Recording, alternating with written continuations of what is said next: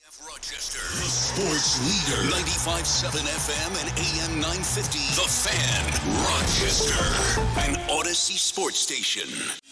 It's time to start the show and talk about the sports we saw. Inside jokes and takes from Danger and Battaglia. Bills and the Sabres and the Ambers. Who gave a microphone to these jerks? Gene's a big timer, a social misfit. Clueless to the title of the biggest buskeg hits. Chuck Muncie's goons have the last say. So thanks for your time, Mr. Mayo. Danger likes his cold ones and he likes his bears. But this is Rochester, Q Francesa. Oh, who cares? He's critical of Sean, he's critical of Alan. Of course he married Sandy, cause she's Italian. Welcome to the sports bar, that's where you are. Welcome to the sports bar, that's where you are. Welcome to the sports bar, that's where you are. With Danger and Battaglia. A very happy Halloween to you as we welcome you on into the sports bar. It's Danger and Battaglia. Glad you're with us and listening along at 95.7 FM, AM 950, the free-to-download Odyssey app, our stream on YouTube and on Twitch, our channel at The Fan Rochester. As we've got a great afternoon of sports talk ready for you here in the Flower City, all leading up to Halloween tonight and the start of Week 9 in the NFL with the Jets hosting the Texans. How are you, Gino? I'm great. Another great show lined up today. We'll be talking to Dan Fates, 13 Wham and Buffalo Plus coming up a little bit. Get his thoughts on the Bills and the Dolphins, what we're seeing. A minor roster move today, a practice squad move that, well, normally we're not talking about a practice squad move, but we'll get to that here for the Buffalo Bills in a little bit. And Super Agent Lee Steinberg joining us in the 4 o'clock hour as the NFL trade deadline coming up on Tuesday. So we'll get Lee Steinberg's thoughts here. And we have time for your calls at 866-4326, 866-4FAN. No, I know we got Chris standing by and holding. I want to talk to him. He's going to paint a picture for what last night was like in the Bronx as the Yankees fall to the Dodgers. The Dodgers are crowned your World Series champs for 2024, and we got a lot of thoughts on that. Chris standing by to kind of but to open the show. Dan, you have more spirit on this day than Gene and I combined on most days. You're in costume today, buddy. Halloween, you have to. I mean, it's Halloween. You have to go all out. There wasn't any sort of like office costume contest or anything like that. You just said, you know what? It is Halloween. I'm going to dress up.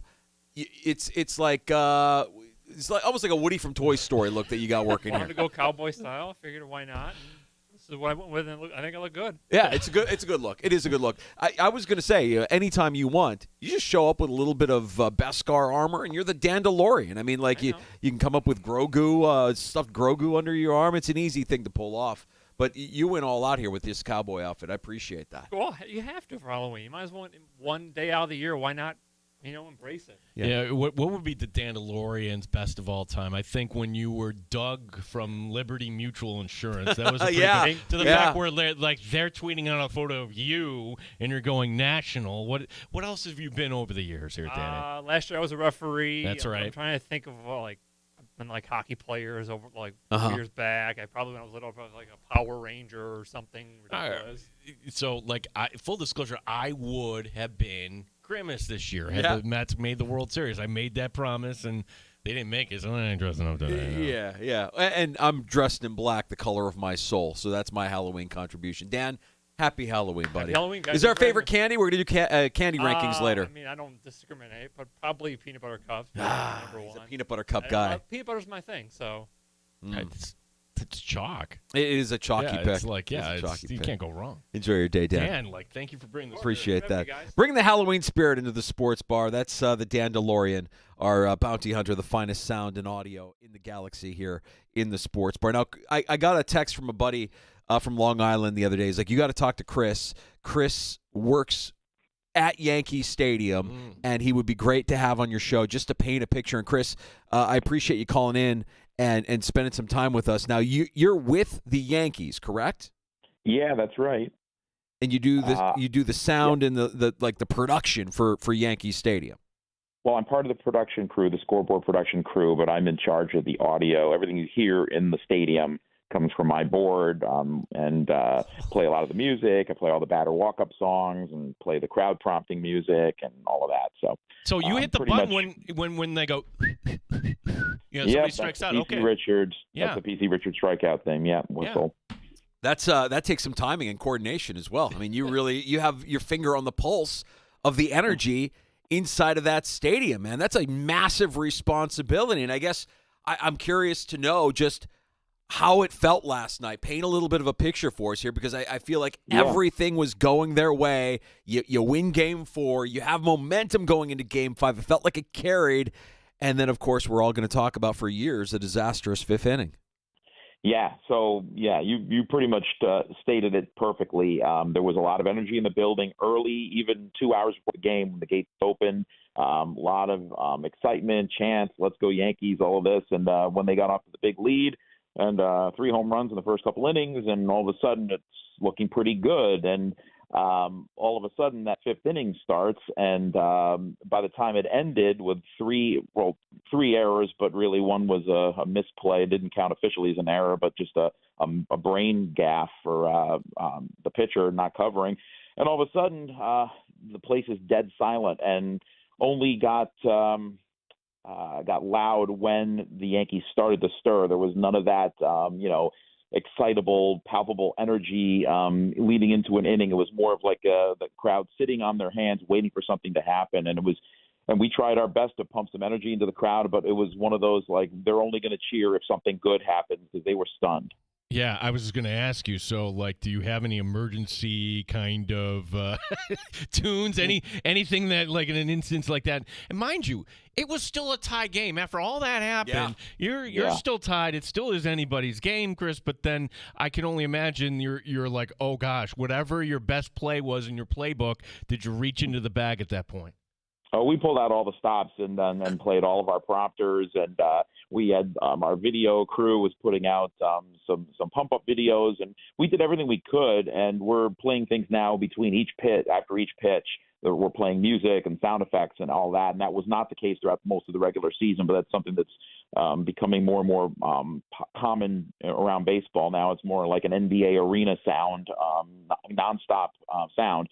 But, when Giancarlo Stanton hit that sacrifice fly, they had the lead again, and there was some excitement again, but it was almost like it was a cautioned excitement. There wasn't a whole lot of, we're going to win it energy. It was more like, whew, okay, we can exhale. We've got the lead back now, but, what's around the next corner? Because I think everybody was still very much shocked by that fifth inning, the likes of which we've never seen. And from what I've been told by historians, there's never been an inning like that in the history of postseason baseball. Correct. Yeah, and Chris, I'm just curious, since you're so integral to the atmosphere and the vibe there at Yankee Stadium, compare new Yankee Stadium to old Yankee Stadium, because for years I think we as fans all heard the same thing. Oh, new Yankee Stadium, it doesn't have that character or the soul of old Yankee Stadium. And man, I don't know, it felt to me like there was an energy and a vibe and electricity that you only can get at Yankee Stadium, even though this was new Yankee Stadium in the World Series.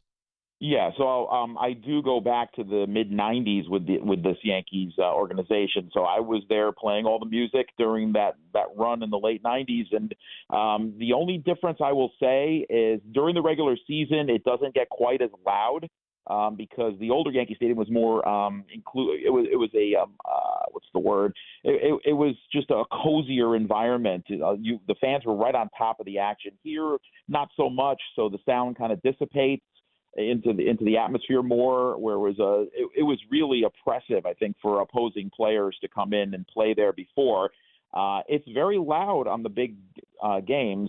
2009 was very loud, and this year it was loud. But the old stadium, it was louder, and it also, we felt in our booth, we felt the place shake on certain plays. Like when a game-winning home run would happen or something, you would feel we would literally be swaying up in our control booth. So it was.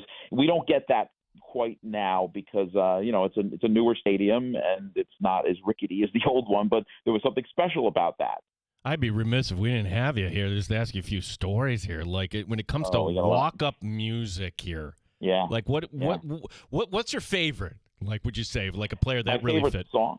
Yeah, favorite walk-up. walk-up. It's funny because Giancarlo Stanton changed his yesterday. He had been going with 2 songs rotating all year, And last night we got a special mix from him that he wanted to play. It was Michael Jackson's Thriller, and it was edited with a loop, so it just kept on going. And so we played that yesterday on the eve of Halloween, and it was a thrilling game, even up until the end, but not with the ending that the Yankee fans would have wanted. But no, we've had some great stories. Chuck Knobloch and Derek Jeter back in the day would they would change their music quite frequently. They would have sometimes 4 songs for 4 at bats. And I think probably the most interesting story I can tell you is there was one time Derek Jeter was batting and Chuck Knobloch was thrown out on the bases, and Derek Jeter's I played his, I think it was a second at bat song. And then when the next inning started, Jeter resumed his at bat, and I played the same song because it was technically still a second at bat. And I think he grounded out or something. And we got word from the dugout that he was not happy. He wanted his third song there. And it's like, well, it's not your third at bat. Well, it was my third time announced and all of that. So, and to this day, Derek Jeter, who was a great Yankee and a great player, and we had no problems with him. That's really just an outlying story. But there was one thing about him is that up until even today, he will not have anyone but Bob Shepard announce him. So we have a recorded intro that we recorded from the late great Bob Shepard of his introduction. Every time he's introduced, whether it's an old timers game or it's a special event, we have to play that particular recorded Bob Shepard intro for him. Yeah, we have some of that here as well. We're particular in what we want to play. In fact, a lot of sports talk shows and news organizations will have a sounder for when news breaks, breaking news. We have a sounder as well for when we have breaking news here in the sports bar. Ow! Ow! Ow! It really hit me. I didn't know it was coming back that far. It's the great John Sterling. Oh, yeah. Which I don't know in proximity where you are set up during a game day. I don't know how far that was from the booth. But, yeah, I'm sure that you probably had some interactions there with Sterling, especially that one specifically where it actually came up into the booth. A foul ball came back there and really got him. Yeah, that was last year, right? I think, or relatively recently. Yeah. So we have a long corridor. We're at the end of it where our control room is, but down that corridor are all the different booths for the radio and TV people, and on the other side of that are the bathrooms and everything. So we are often walking and sharing the same hallway. And we'll be in the press dining room, which is called Sheps for Bob Shepard, and we'll see each other in the bathroom sometimes. And it's not just him; it's all the announcers, Michael Kay. If it's a national game, we'll run into Bob Costas or Joe Buck or someone like that. It's we're all in a very kind of a small area of just all media people. Well, Chris, this was a lot of fun here today, bud. I'm sorry your season ended this quickly. Yeah. Is Soto coming back? It was going to end either way for us because it was our last home game, but it didn't end with a W, unfortunately. Is Soto back next year? I hope so. I hope that he had a good enough ride this year and got to the World Series again as he was, in his younger days with the Nationals. I hope that he'll come back and resign, but I don't think that's something that we're going to see for sure until probably right before spring training or a little later. Great stuff, Chris. Appreciate the time, man. Thanks for painting a picture for us. Thanks for having me on. You got it, buddy. Thanks. Take care. There's Chris from the Bronx and a part of the Yankees game day presentation. I mean, he's the guy in the stadium firing all the sounds, all the music, all the sound effects. I came up with an analogy you'll love. Tell me. Tell me if it fits, okay? So we're all going to talk about the Coldplay and Rizzo, and certainly that was – it's terrible, right? It's terrible if you're the Yankees.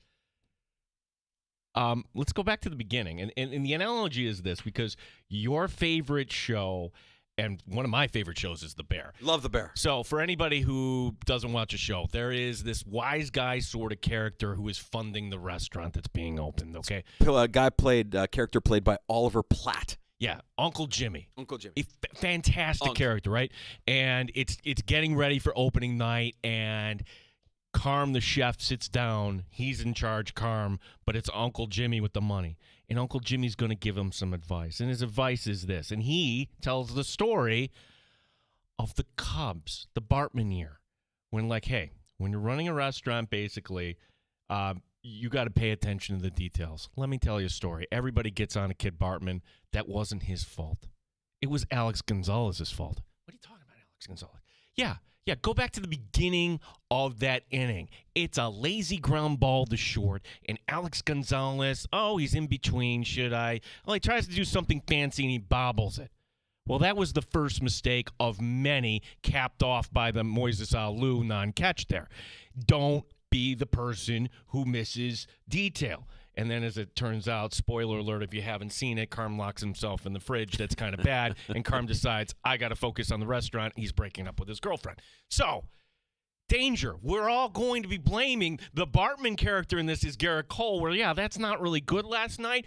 How about freaking Aaron Judge? No, it was always Catch Aaron Judge. The ball. It was always Aaron Judge for me. And I'm telling you, it's a shame because the way it was going and the way the game started, and the way Game 4 ended, like, they had all the momentum, and you felt something special could be happening here. You have the home run. You have a spectacular catch in the outfield by Judge. And, man, little appreciation for Smoltz. I think John Smoltz is probably the best color guy in all of sports. 100%.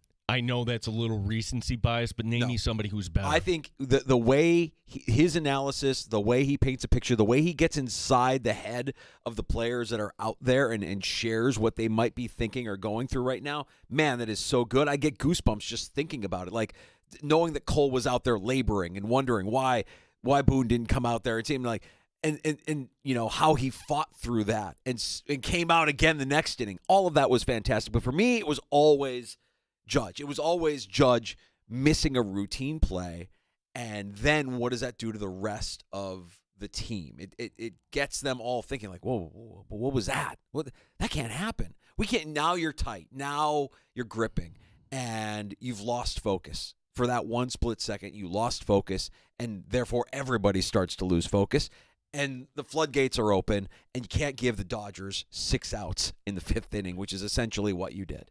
It's crazy because, yes, then the play at third where it's Verdugo making the play that's wrong there. So the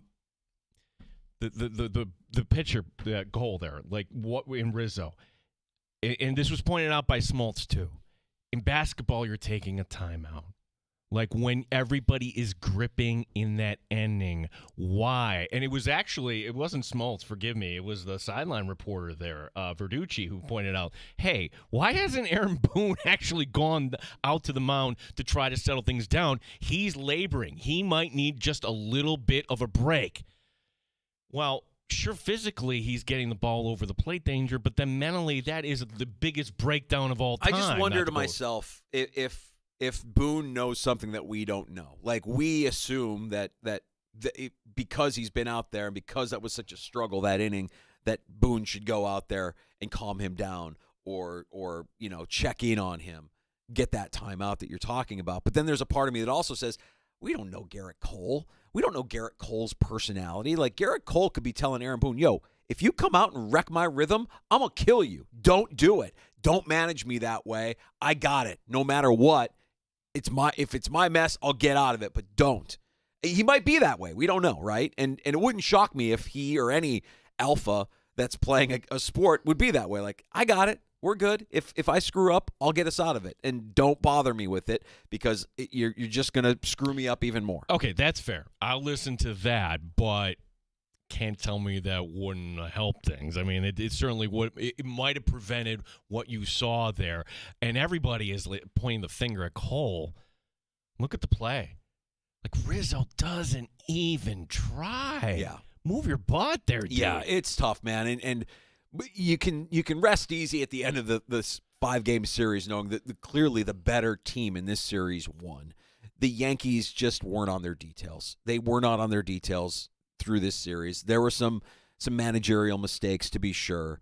The Stars, you know, delivered when you needed them to deliver more than they delivered, but ultimately that 5th inning, if you want to pin everything on the 5th inning, that is a microcosm of how this whole series went. A lack of detail, and the Dodgers just being a little bit better at everything, more so than the Yankees were. Well, that's why Boone will be back, but you have a manager where these things repeatedly happen, or a culture where things are people. Heck, John Sterling said that the Yankees run the bases like a bunch of drunks.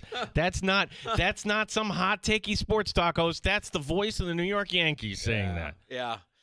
Well, that's it. I mean, is Boone their buddy or is Boone their manager? Yeah. And the Dodgers, again, they're a championship team. They're going to make you pay. That's right. And then the Yankees take the lead. It's not the Dodgers using the long ball. It's two crummy sac flies that win the World Series that put you ahead. Yeah.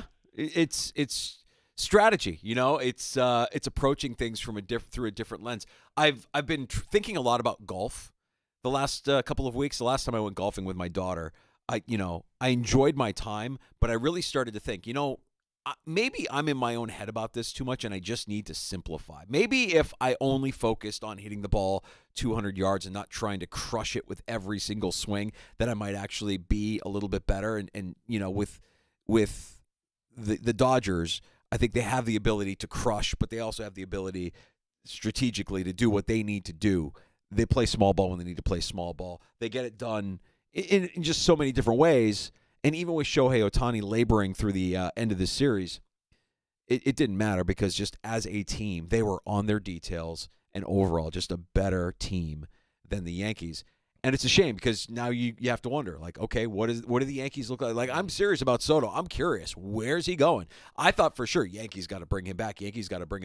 But I really think that Soto is going to just go to whoever wants. You might get Soto next year because you have an owner who's willing to pay him whatever he wants. Yeah, Soto ironically, I thought he was acting like Garrett Cole. Garrett Cole didn't go up with the Astros cap at the end. Soto was... It was pre-prepared what he was saying. We'll get to that as well. We got to get to Dan Fate's 13 Wham Buffalo Plus quickly after this next segment. We'll get the latest from Buffalo. Okay, we'll do that next here on the Fan Rochester.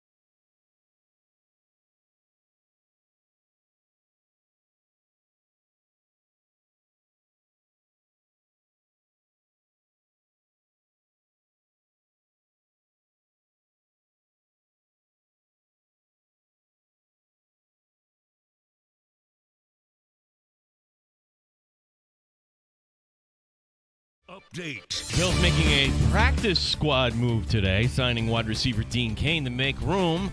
They released place kicker Lucas Haversick from the practice squad.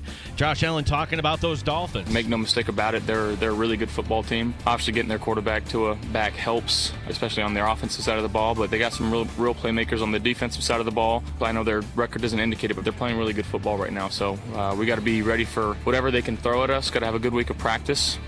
Our coverage will begin at 9 a.m. on Sunday. We'll talk some Bills football coming up next. Dan Fates, 13 Wham, and Buffalo Plus will join us here in the Sports Bar. Hockey tomorrow night. You have the Sabres taking on the Islanders at home. The Amerks playing at Utica coming up Friday and Saturday. RIT last night falling at Niagara by a 4-1 score. Gene Battaglia, sports leader, 95.7 FM and AM 950, The Fan, Rochester. They've raised the bar on Rochester Sports Talk. You're in the Sports Bar with Danger and Battaglia on the Sports Leader, 95.7 FM and AM 950 The Fan, Rochester. Get the latest from Bills practice today in Orchard Park. Dan Fates, 13 Wham Sports, BuffaloPlus.com, our guest every Thursday at this time. Dan, before we talk Bills, just quickly, your thoughts on the World Series coming to an end last night, the way it ended for the New York Yankees. Yeah, that was I didn't see that. I thought the way that Game 4 ended, I was tweeting the fact that hitting's contagious, and just the fact that Aaron Judge felt the barrel of the bat again could be something that could mentally help him. And we saw that in the first inning, getting out to all those leads. I didn't follow the Yankees all that closely this entire year, but the defense was just absolutely horrendous this entire World Series. I don't understand Garrett Cole not covering first base. All of those things. I thought the play to throw to third was the right play in that inning, but everything just spiraled out of control so fast. I was shocked, as many, I'm sure, Yankees fans were. If I can ask a question to Uncle Dan here. The Dolphins-Bills line, it started out Bills favored by 6.5. It went to 6. I'm like, wait a second here. This is a team the Bills beat up by 21. The Bills are coming off an identical 31-10 victory last week. And in Miami, they haven't done anything here. So what am I missing here, Dan? Is this a trappish game for Buffalo? Gene, I've been wondering the same thing all day. I'm trying to make my Uncle Dan's best bets picks today. And I just keep looking at this going, I thought it probably would have been 7, maybe 8-point spread to see it start at 6.5 and then kind of go back down. I don't know what I'm missing. And when I look at this game, not only do I just think it's Bills versus Dolphins, do you guys know the last time the Dolphins won in Buffalo? 2011. Yeah, the Rex Ryan 10-man on the field game. Yes. Was that in overtime? Yeah, it was in overtime. Yeah, okay, regular season. I think regular season you have to go back to 2011. No, that was a regular season game. They didn't make the I'm playoffs. sorry. I don't mean regular season. I mean a 4-quarter game, not an overtime. Anyways, sorry. Yeah, they punted. Rex punted with like 2.5 minutes to go in overtime, and then had 10 guys on the field when Ajayi ripped a long run off to set up the game-winning field goal. Like, I don't know what I'm not seeing here. And I understand if you want to say the Dolphins' offense looked better last week. That's fine. I agree with that. I'm not going to disagree that the Dolphins' offense is always dangerous. It's always explosive. We know about all the weapons. I look at this and I wonder, how is that Dolphins defense going to stop this Bills offense that is rolling right now, that has scored 47 points, 34 points, 31 points at home? Like, I don't understand that. The Dolphins defense gave up 31 points to the Titans, and like, they're banged up. They are very injured. I don't know what I'm missing here, because I think this, and I predicted it, or we just recorded our podcast, that's going to go up later today, like a 40-12 game. I just don't see how the Dolphins are going to slow down this Bills offense with how bad they are defensively to begin with, and then how injured they are. Yeah, I also think Tyreek Hill, if I'm not mistaken, didn't practice yesterday. I don't know what he did today, but I view the Dolphins right now, and I know a lot of people will say, well, they're coming in desperate because this is their season. I'm like, yeah, are they desperate or are they defeated? Because it feels like they may have losing to the Cardinals last week at home, a game you should have won with Tua returning, and I imagine that they're more defeated than they are desperate at this stage of the season. Yeah, I was just talking to a friend of mine saying, "Oh, like their season's on the line." Like, what is this save of their season? Like, they're a wild card contending team. Like last week would have been a huge win. You got the boost from Tua being back, and you couldn't stop Kyler Murray. And like they gave up 2 double-digit fourth quarter leads. Like, I don't know what I'm missing because I think that even if they get their offense rolling, I still think their defense is pretty bad. So I think their season is already done, and if they want to try and talk themselves out, I'm a big fan of the hungry dog runs faster. Like, I'm a big fan of, like, you get up for certain games more than others. And that's what I was thinking about with the Seahawks game when they went into Atlanta the week before. It was like, Atlanta didn't really need that game. The Seahawks really needed to snap that 3-game losing streak. So, like, that game made sense to me. I could be totally wrong. Wouldn't be the first time, but I just don't know. And, like, it's also some of my picks I always make, I joke around about. It's like, don't think, just throw. Like, it's Josh Allen versus the Dolphins. Like, I just don't see him being slowed down by any means. Yeah, Dan Fates 13 Wham. Dan, we were kind of asking the question last week, like, when do the Buffalo Bills clinch? You're like, well, you kind of were like, hey, it's too soon. Can we ask that question again here? Because the idea that this could happen if everything goes correctly in the next 3 weeks, Dan, that's crazy. Yeah, like this is Mike just brought it up when we walked in the sports office today. Like, somebody asked, him if the Bills could clinch this week, and they can't. But it's getting to that point, especially with the 4-game lead, the tiebreaker advantages as well. It's going to be sooner rather than later. I would imagine it's sometime in the month of November that they have this division fully locked up, if not, pomp and circumstance of some semantics. But yeah, like we joked around last week when you guys were talking about it, and I was like, guys, like, pump the brakes, easy. Like, there's a lot of season left. And I think, Gene, you texted me at some point last week going, can we talk about it now? And I went, yeah, we can have that conversation. Let's go back to practice here this week. We got Von Miller back in the fold. We had an addition to the practice squad. It's almost like he didn't leave.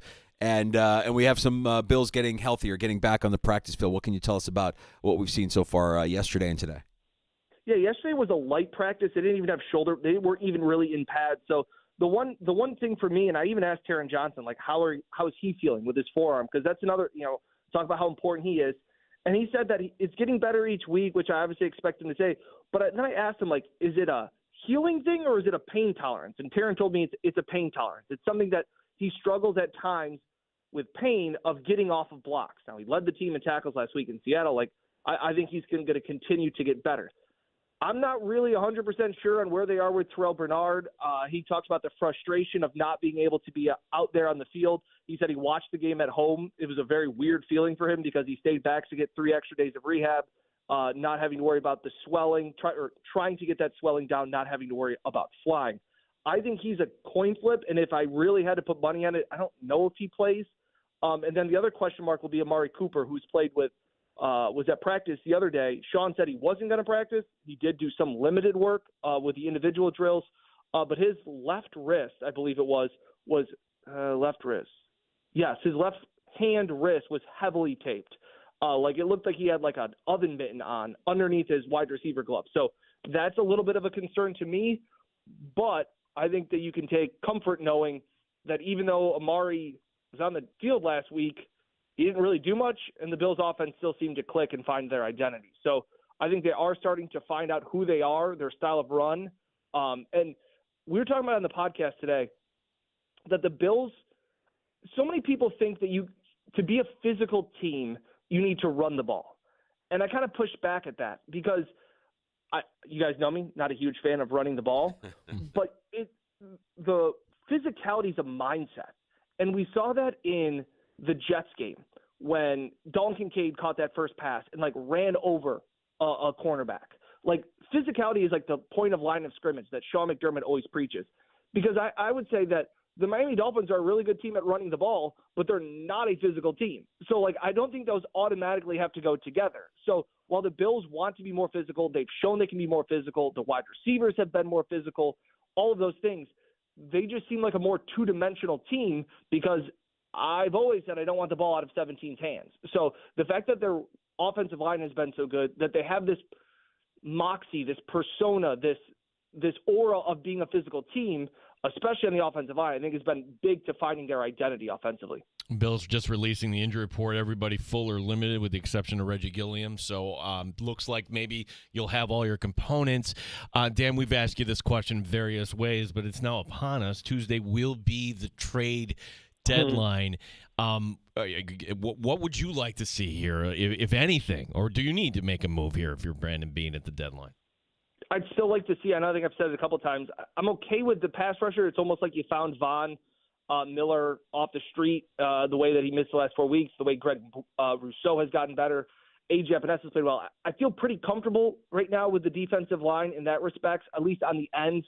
I think you could always find size in the interior defensive line, adding more beef to go along with Daquan Jones and Ed Oliver. Obviously, there's no Dwayne Carter. You don't know what he's going to be like when he comes back. So I think you could always add there. I'm okay with the wide receivers, especially after adding Amari Cooper. I still think you could be in the market for a backup depth linebacker, some type of veteran that if and when Matt Milano comes back, not to say an A.J. Klein guy, but somebody like that, his kind of style of play that could come in to be a bigger weak side linebacker that if you were to face Baltimore, you would have some more size at the linebacker position against more of those physical teams. So that's what I'm looking at. And I know people, and my good friend Matt Bove at KBW, he always is bringing up Micah Hyde. So there's always that too for anybody that's going, we got to improve the safeties and we got to improve the secondary. Matt Bove has constantly been banging the drum that Micah Hyde will be back at some point. So I guess there's another one too. If somebody's saying, well, you got to improve the secondary, there is a guy that you wouldn't need to trade for out there. Danger and I were shaking our heads. If Micah Hyde's back, something's gone terribly wrong. I agree 100%. I have fought back at my good friend Matt Bove, who knows a lot about the Sabres. He knows something about the Bills. I'm just kidding. But the fact that he has been, you know what? Like I always say, hey, stick to the bit. Hey, he still thinks it's coming. He still thinks it could happen.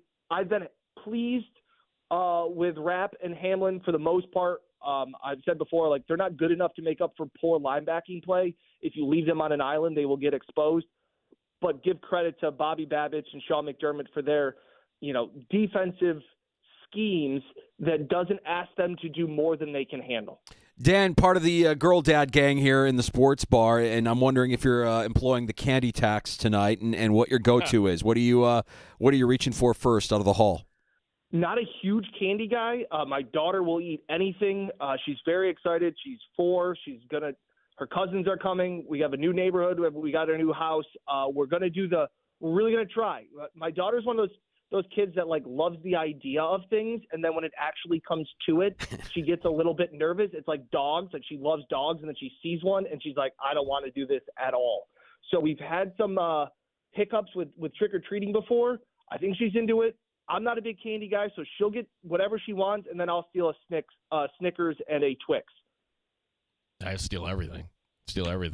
Dan, so you mentioned Buffalo Plus. What else is coming up there this week here? Yeah, Mike talked to Will Manso. He's a sports reporter and anchor in South Florida, so he's got great stuff on the Dolphins. That's already got 20-something thousand views. Just great insight about same thing. Desperate team. Last leg coming out of Miami, what the offense is, back with Tua, things like that. And then we record our podcast. It'll actually be up probably within the next 2 hours of talk about Keon, Shakir, all of those things, because Jenna wants to hand out candy. I want to go trick-or-treating with my daughters. So we've tried to speed everything up this week so that we can all enjoy the Halloween. Enjoy your night, man. It's these are memories you can't get back, so take in every moment of it. I know that's cliche, but you've earned it, and it's a good time. Dan, thanks for carving out a little bit of time for us here in the Sports Bar. Appreciate it as always, guys. Thanks, man. Good. Dan Fates, 13 Web Sports, and BuffaloPlus.com. 4-year-old daughter taking her trick-or-treat. I'm jealous. I miss those days, man. That was a lot of fun. I know there's probably somebody that is saying, why wouldn't you want Micah Hyde on the back end of the roster? Why wouldn't you want Micah Hyde, say, over Mike Williams, Mike Edwards, who hasn't been even active? And I would just say this, did we forget, Micah Hyde last year? To his credit, was still out there, but he was kind of sawdust at the end last season. I'd say look at what Jordan Poyer has done in Miami and then get back to me. I mean, there is a cliff that they fall off of. And having knowledge of that defense can act as a deodorant for the lack of physical ability that you had when you were 5 years younger, 10 years younger, right?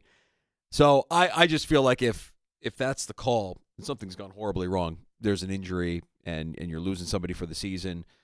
You hate to think that way. I think they like who they have on the back end. I think Rapp has played well when he's been on the field. I think Hamlin, when he's not getting blocked to the moon, knows where he needs to be, and I don't see them making that change. I don't see them unless something has gone horribly wrong. And they like Cam Lewis too. Yeah. They can put Cam Lewis wherever you need. He knows everything at this point. So where would Micah, other than you're bringing him in, but you really want to burn a roster spot for that?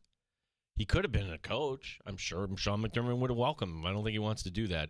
It's just, to me, the Micah Hyde story seems like unfounded speculation. Whenever we hear his name, I feel like you and I have the same reaction. We just got to roll our eyes. We're like, oh, really? We're still talking about this? It was fun in the preseason. It was fun during training camp when we didn't know what was going on. Yeah, but like you brought up, the Poyer point is excellent. Like, watch him like this week. It's how you go right after him. The drop-off is significant. If Poyer's playing somehow in the slot or something, like, you're going that side of the field. If Poyer is matched up on one side of the field, you're going at that side of the field. Yeah, you're absolutely picking on him. All right, it's Halloween.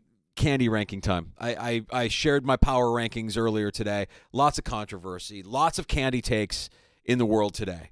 And I'm here to lay it all out. My top 10. We've got some overrated candy takes from Alex Brasky, who's stopped by the show, one of our regulars. Did anybody check in on Alex, by the way? I haven't texted him. At some point I will, but he's sharing candy takes today, so I think he's okay. I think he's all right. All right. If he was devastated, I don't know that he'd be sharing his list of the most overrated Halloween candy. Well, we'll get to that. We have Super Agent Lee Steinberg calling us next hour as well, Gino, and I know we've got some NBA action to talk about tonight as well. Yeah, we got a lot to get to here. All right, we'll get to your calls as well at 866-4326-585-866-4FAN.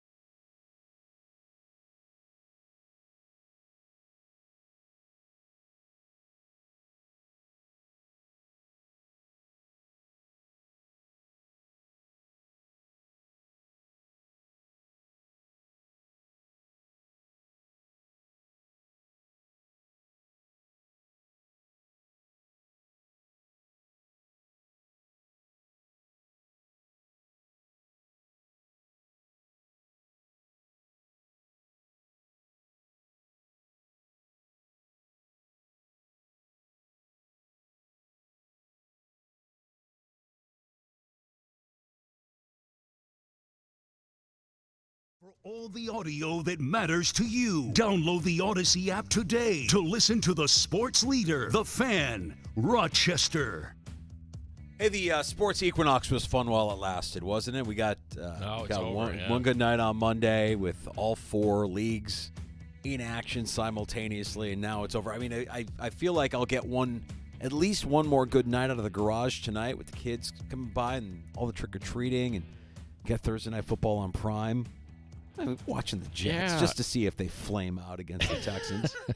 Right, we don't get the sports equinox until next October, right? That's right. Yeah, isn't that weird too? The Jets are favored by 2. Yeah, it is weird. That's weird. Like, what would make you say, "Yep, I'm going to lay the points in the Jets"? Okay. Danger, you bring up the equinox. I do think the NBA has a problem, a big problem that we, meaning collectively as sports fans, are drifting away from it. Oh, that's your opinion, Gene. No, we have data now to back it up. This courtesy of Awful Announcing. TV numbers are down. Wow, they are way down. The opening night doubleheader down 42% year over year. Suns Clippers, compared to the same time slot and week last year, down 49%. Oh, but that's just baseball cutting in. No, it's not. There wasn't any baseball last Thursday for Spurs Mavs. That's down 29% from the previous year. No baseball last Friday night for Pacers Knicks. Pacers Knicks Danger was on ESPN. That lost to what was playing on ESPN2. Les Holmes on ESPN2 for Louisville Boston College. There is a serious problem with the NBA product, and the November in-season tournament is not going to fix it. All right, so, I mean, I have my opinion as to what I think it is, but what is your take as to why it's down? I think, like anything, it's never one thing. I will acknowledge part of the pie here is bandwidth. Some of it is, hey, baseball has been great. I can only allocate so much of my time, and maybe tonight isn't a night I'm going to watch sports. I'm going to watch something else. I don't need to watch Suns Clippers. But I think a lot of this is you're violating our trust as sports fans. You're violating our trust when, you know what? You're saying to us, this isn't important. If Joel Embiid can play in August, but he doesn't need to play now, then why the hell should I tune in? Right. That's exactly where I was going to go. I mean, I don't trust it. I do not trust it. I don't trust the players. I don't trust the coaches. I don't trust the product. And we have recent history too, where we like players. Who was the player for Toronto that we don't talk about anymore that got suspended because he was fixing games? Fixing games, yeah. Right, like that's recent. That's within the last 12 months. If is there only just one? Is there only just one guy that's doing that in the NBA? Because I don't know, kind of like rats. There's never just one. I don't trust it, man. It's a tough thing. And if I want to watch the best, I know that I can find it. I don't need to tune into the NBA and be like, oh, well, so and so is not playing tonight. Tonight's an off night. I don't trust it. Well, and then I think part of the pie, too, is are your stars likable? Like Aaron Judge, people are piling on today. Likable. Shohei, likable. Like the NFL, Mahomes, Allen, likable. Compared to the NBA where, oh, we're going to build a team in Brooklyn, but we're all going to piss and moan.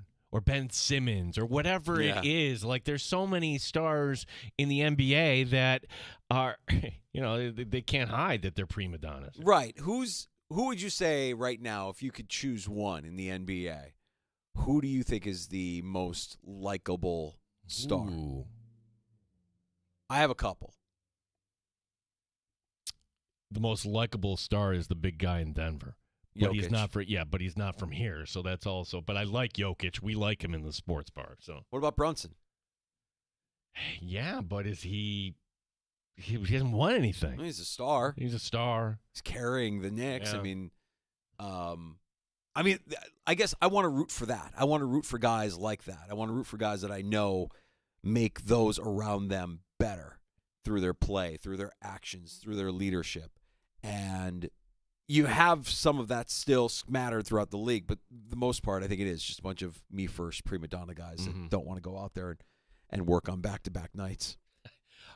Before we get to the candy rankings, can I give today's life hack? Life hack. Yeah, life hack. And voting, it's next Tuesday. So next Tuesday, trade deadline, voting. We're not going to spend any time talking about this, but you know what? Just go out and vote, right? I don't want to wait in the line. Polls are open now, right? You can go. Yeah. Yeah. Early voting has been going on for a while. Yeah. And, one of our coworkers, his wife went down to the Susan B. Anthony house, that's sweet. Sweet. You also have to wait in line. Yeah. And I've heard this waiting in line. Here's where you don't have to wait in line. The Edgerton Center in the city. It's right off of Lake Avenue. It's 3 blocks off of Lake Avenue. This is where they had Edgerton Park way back, and now it's a city facility there for just youth activities. Went into the library. Danger. 0 wait time today. And I've gone in previous years, 0 wait time. You're welcome. I feel like I might be missing out on something. I've never had to wait in line for voting. I've anytime you might be timing it out. Maybe I don't know, but I go to my location and there's never a line, and I don't think I've ever. If there has been, I don't think it's been more than 5 minutes. But I've heard horror stories. People are like, I waited in line for an hour and a half to vote. I'm like, I know I'm going to vote, but I'm not going to vote when I have to wait an hour and a half to do it.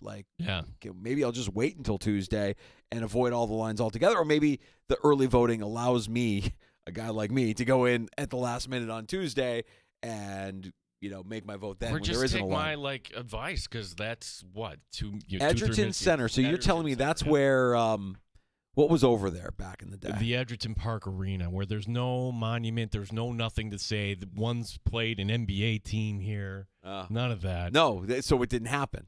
It did. We didn't have an NBA team in Rochester. It did. Yes, it did happen, but they don't kind of put that marker there. I'll believe it when I see it, pal. And there's nothing there saying. I mean, what are you just going to believe everything you read on the internet? Come on, my eyes are open. My eyes are open, and I'm not buying it. Seeing a lot of candy takes today. A lot of candy takes. A lot of candy energy on Halloween. Our buddy Brasky, Alex Brasky, Batavia Daily News, one of our regulars here in the sports bar. Number 4, he's got Twizzlers Crackle at 3. Mr. Goodbar at number 2. And the whatchamacallit at number 1. So you see Brasky has a type. He likes the crispy. He likes the crunchy. He likes the crackle, the Mr. Goodbar, the whatchamacallit. They all have that rice crispy kind of crackle to it, right? Wait, Twizzlers he puts at 4? There's no more. Twizzlers are an empty vessel. There's nothing that would satisfy you in terms of taste or texture or anything like that, and you just find yourself eating more and more of them. They're useless. You know what I like about Twizzlers? It's not Halloween. Road trip. Twizzlers on a road trip, I mean, I can't stop. Yeah, to the point where you eat the whole bag. Yeah, it's bad. Yeah, it's bad. Twizzlers road trip food, fantastic. Elite road trip food, not in my top 5, not in my top 10 for Halloween candy. He also laid out his most overrated. He's got Reese's, and this is a theme, Reese's as his most overrated. Skittles at number 2, Butterfinger 3, Three Musketeers 4. Who called Three Musketeers old lady candy? Was that Phil? I think earlier one of our regulars on X said, yeah, you're just going to be left over. If you don't do the full-size candy bars in your house, you're just going to be left over with bags and bags of old lady candy. Wait a second. Three Musketeers not old lady candy. Like Smarties are old lady candy. I feel like I'm evolving as an adult. Smarties didn't make my top 10 this year. Spoiler alert. I did have Smarties in my top 10 in the past. I think that was just a function of availability. They were just always around, and I always enjoyed Smarties. But they didn't make the top 10 this year. Sneaky Joe from WGR, Odyssey Sports Sister Station, threw out, and by doing this, it's like, okay, Toblerone is the one that he threw out there. You know what that is? It's like that European hard nougat with nuts in it. I think we should just keep it to us here, right? Is that like European can't? We're gonna go global here. He threw it out there, and he's like, he's not wrong. It's awesome. I just think that it's such a hard thing to find, and I don't know who is actually handing that out. To see that in his top 5 was eye-opening to me. Orlovsky on ESPN, he had an overrated candy list that included Hershey's at 5, Nerds at 4, number 3 was Twizzlers, Butterfinger at 2 on his list of overrated candy, and then Reese's Cup again Orlovsky's most overrated. You're seeing a theme here. There's a changing of the guard. There's a groundswell happening in the candy world where Reese's aren't an automatic 1 seed anymore. Interesting. Are you ready to reveal yours? I'll preface it as I do every year by saying I'm a candy over chocolate guy. I don't mind chocolate, but I don't gravitate towards it the way I would straight up sugar. There's also something I got to ask for clarification, and thank you, Nathan, for reminding this because we laid this down last year. Don't forget, Gene, Hershey bars banned. That's right. We banned them this time last year because the Amerks had lost to Hershey. Well, Orlovsky has him at number 5 in his overrated list. They didn't even make my top 10. Okay, no chance. No chance Hershey's making my top 10. And Gene, you witnessed, we work together. We're in close quarters. You'll see me from time to time go over to the candy dish at Megan's desk, and my first go-to is always like whatever the sugar is that she's got there. So it's like if it's a Dum Dum, I'm going with the Dum Dum. I actually found myself today going like, oh, there's a Twix in there. Let me go for the Twix. And I had it, and I'm like, not satisfied. Just wasn't satisfied by it. I'm a candy guy over a chocolate. Dum over Twix? Didn't do it for me. The Dum Dum is like the cheapest candy you could hand out. I could do a whole bag. I don't doubt it. I would absolutely. You can do a whole bag of anything. Yeah. Number 10 on my list, I got Milky Way Dark. Milky Way Dark, number 10. And for those that don't find caramel and nougat rowdy enough, let's go ahead and add some dark chocolate to the mix. I do like Milky Way Darks. They're at number 10 this year on the list. Number 9, the Junior Mint. And I prefer the Junior Mint over the York Peppermint Patty because it's kind of like finding a good rookie card in a pack. It's more rare these days. Delivers the same satisfying mint and chocolate combo. Let's go with Junior Mint at number 9. At number 8, Sweethearts, bottle caps, same kind of thing. It's a guilty pleasure. It's always an easy score. My kids gave up on Sweethearts and want nothing to do with them. Their palate may be even more refined than mine. That's fine. More for me. Sweethearts, bottle caps, number 8. Number 7, and I lump these all together because they're all made by the same manufacturer. We're either talking Hot Tamales, Mike and Ike's, Jolly Joe's. Do you remember Jolly Joe's? What are Jolly Joe's? They're like Mike and Ike's, but they're grape. They're all grape. So whereas the Hot Tamales are all cinnamon and the Mike and Ike's are fruity, Jolly Joe's are grape. I'm not making it up. You are making this. This is like a Minnesota thing. Nobody's ever heard it. Yeah. You can Google Jolly Joe's right now. Oh, and you will I see. believe it exists, but not in these parts of the world. That's why I'm kind of into the if Sneaky Joe is going to put Toblerone on his list, I want the hard to find, the holy grails of candy on my list as well, and Jolly Joe's is one of them. But cinnamon flavored candy has to be represented on this list. Hot Tamales are better than the Atomic Fireballs, obviously. Mike and Ike's, their fruity cousin, equally satisfying, albeit not as pleasurable to the senses. And if I see the long-lost relative, the Jolly Joe, they skip the line, they gain immediate access to the club. I'm looking out for Jolly Joe's. That's number 7. Number 6, the Payday Bar. I don't need a peanut butter cup. I don't need peanut M&Ms. Nay, Gene, I say, give me a bar devoid of chocolate that focuses on the fantastic combo of peanuts and caramel. Payday returning to form in 2024. Who hurt you? Why don't you like chocolate? I like chocolate. I just don't love it. I'm okay with chocolate. How do you not love chocolate? I don't love chocolate.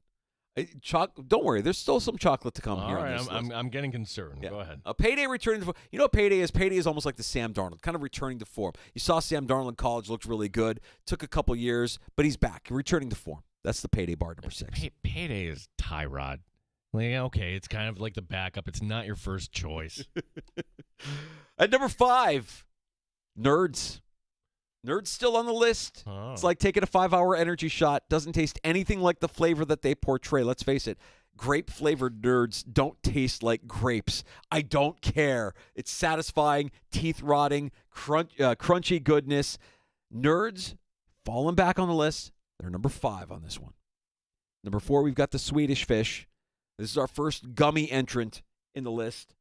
Somehow they made Swedish Fish better than their cohort. The Dot, which only succeeds at sticking to your teeth. Swedish Fish, great flavor, dual threat candy. Yeah, you could chew them up if you want. You can also go for the more mature, patient approach. Dissolve the Swedish Fish in your mouth tactic. You can take what the defense gives you. Swedish Fish, number 4 on the list. At 3, SPK. SBK. Sour Patch Kids. Oh. Swedish fish, but sour. Elite program. They'd be higher on the sweeteners. They'd be higher if the sweeteners that they use now in Sour Patch Kids and really all sour candy. My teeth get sensitive when I'm brushing them. I don't know if you feel the same sensation I do, but it's a different thing that's happened here in the last few years, or maybe I'm just getting old. But it's truly a new development here. The sweeteners that they use in Sour Patch Kids has kind of knocked the former champ down a peg. This is a former number one contender on the list. Number two, best chocolate bar going, $100 grand. $100 grand bar is the best chocolate bar on the market. Prestigious. You like the Crunch bar? $100 grand has it. You like the caramel? $100 grand is loaded. They're the Ohio State of my candy rankings, a perennial top 5, nay, a perennial top 3. $100 grand is always in there, always contending. And number one, the biggest innovation in candy since the introduction of the Sour Patch Kid in the late 70s and 80s, Nerd Gummy Clusters. Gino, I know that many of you have not tried these. Never even heard of it. Never tried these. Never. Maybe you haven't heard of it. I'm telling you, they are truly game-changing. My daughter came home from a sleepover earlier this year with a family-size bag. I knew then that we were going to have a problem come Halloween. This is the Jaden Daniels of Halloween candy this year, folks. New to the scene, disruptive, unconventional. Are you telling me they're crunchy and they're gummy? I know it's hard to believe that they let a 10-year-old on the radio for 3 hours a day, but I'm here to tell you that the Nerds Gummy Clusters are elite and easily the number one Halloween candy for 2024. I don't know where to start, Danger. I'm just stunned. First of all, your number one is some candy I've never even heard of. It's revolutionary. Did you bring any in today? Like the Dandelion I could sample? No. I got to find this out. And also, we're out of the demo now. So it's not like I can go raid my kids' candy because you know what? They ain't going trick-or-treating. I'll get some for you. I'll get my 15-year-old's going trick-or-treating tonight. And weather's perfect. We're expecting a big haul. Big return. But she's not going to, be cool if you raided one of them. I'm going to grab a few for myself. The candy tax is applicable in my house still. And it's a good life lesson. I'll grab a few. And, I'll blow your minds. I will blow your minds with this. If you haven't tried them, you know what nerds are. Everybody's had nerds at this point. They've been around forever. Gummy and crunchy and consumable in large quantities. I'm telling you, Gino, that family bag didn't stand a chance. It did not last long in our house. We are all addicts to the Nerd Gummy Club. The NGC, big problem. Big problem, number one on the list. I feel that the chocolate is being disrespected here, Mike Danger. Butterscotch and your toffee and your Heath caramel. Bar, yeah, Heath Bar's all right. Heath Bar is fantastic. Your score is wonderful. I would have them 1, 2 Werthers I would put in there, if not for the terrible 1980s marketing. Of course you would. You'd put those caramels, those square caramels that each come individually wrapped. Remember those? They don't make them anymore. No? I go to this place every year on vacation where they have the throwback candy. I can't find those square. Yes, probably because it's not good for the environment that you have all these little plastic wrappers in this square caramel. So many plastics, all the individual wrappers. I mean, you look at my trash in my kitchen, and it's just a mound of empty candy wrappers. This is terrible. What is wrong with us? What is going on? We got to take a break. Lee Steinberg, super agent, stopping by the sports bar at 4:25. NFL trade deadline is coming up on Tuesday, and we'll get his perspective on that as well. You can join us anytime at 866-4FAN, 585-866-4326.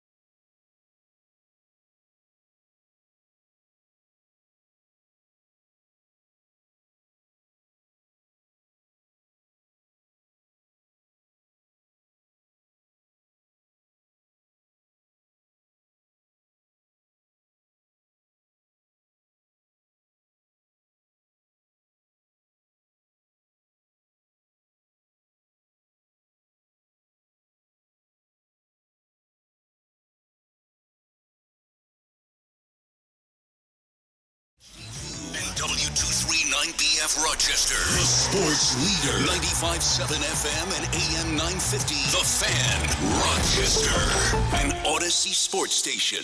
The Fan Rochester Sports Update. Bills are a healthy bunch. Only Reggie Gilliam not practicing today. Everyone else full or limited. The Bills making a practice squad move today.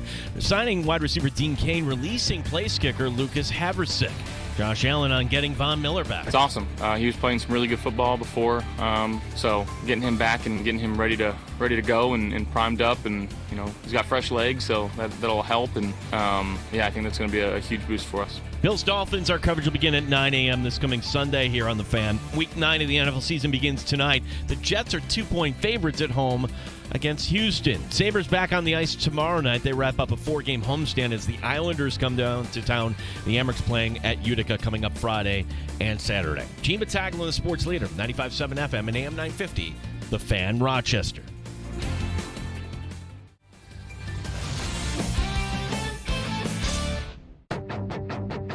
The Sports Bar with Danger and Battaglia. These guys are good. Scary good. Happy Halloween. Happy Halloween, everybody.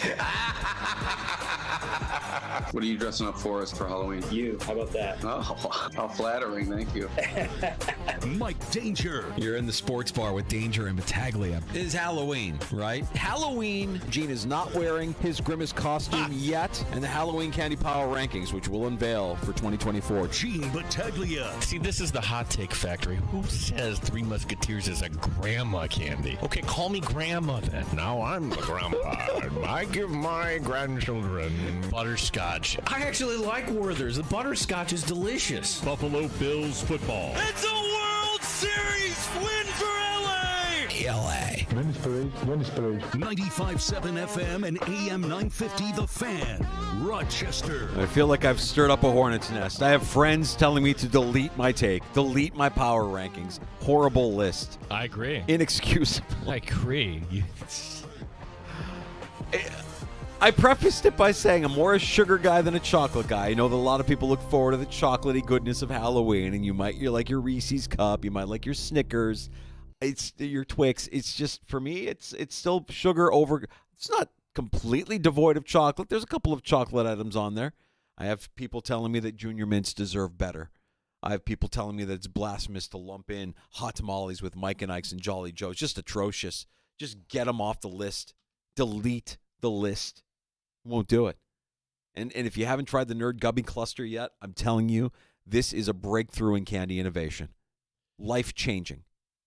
I love the person who says, try this. It'll change your life. I'm like, well, how bad was your life before you tried a piece of candy? Well, what I'm saying is, like, if you're a lawyer and you're telling me this, wouldn't you want to have the evidence right here? And there's no evidence. No. I will get some, and tomorrow you will try some Nerds Gummy Clusters on the air. And this other thing from Minnesota, wherever the grape thing, I've never. Jolly Joe's, man. No, look, Google it right now. I believe it actually exists. It's the same packaging. It's the same everything as the hot tamales and the Mike and Ike's. If I went where you couldn't even buy it anywhere here, I guarantee you, your daughter comes home tonight. There's no Jolly Joe in there. Mike and Ike. Those are like what were the wafer things? Necco wafers? Like terrible. Terrible. They're extinct. Like Mike and Ike. That's not extinct. Hot tamales not extinct. In fact, hot tamales the finest of cinnamon candy going. There isn't. How dare you, sir? How dare you? Cinnamon. If you're talking cinnamon flavored candy, there is no better cinnamon flavored candy than the hot tamale. Better than the atomic fireball all day. Glad I could rattle some cages with my hot candy takes on Halloween. We hope you enjoy your Halloween. Tonight's going to be beautiful. You get one more night maybe outside to enjoy your sports before the weather starts to get chilly again at night. But we'll have Thursday night tonight, prime, with the Jets hosting the Texans. Week 9 gets underway in the NFL. We're still hate watching the Jets, Danger, or we just did a Francesa right now? No, I'm actually very interested. Oh, who cares? I know a lot of people would be like, no, this isn't for me. I'm very interested, and I'm just watching to see the train wreck. I want to see how bad it looks for the Jets. Or if it does look better, I mean, let's face it, last year Houston went to the Jets, didn't look good. C.J. Stroud didn't look good. Jets defense gave him a lot of trouble.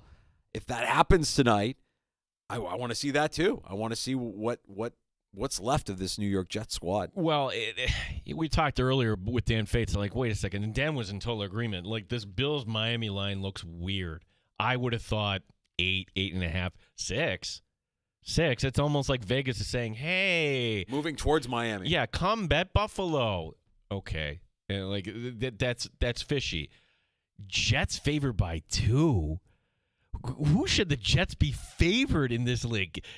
Carolina. The end. That's my list here. They lost to New England last week. They're a 2-win team. The Dolphins are a 2-win team. I know they're in the same division as the Bills, but the Bills are in a different class. These are not good teams. They are 2-win teams. At this stage of the season, I need more than 2 wins out of you to take you seriously. You might as well be Carolina. Part of what fueled New England all those years was they had the golden ticket.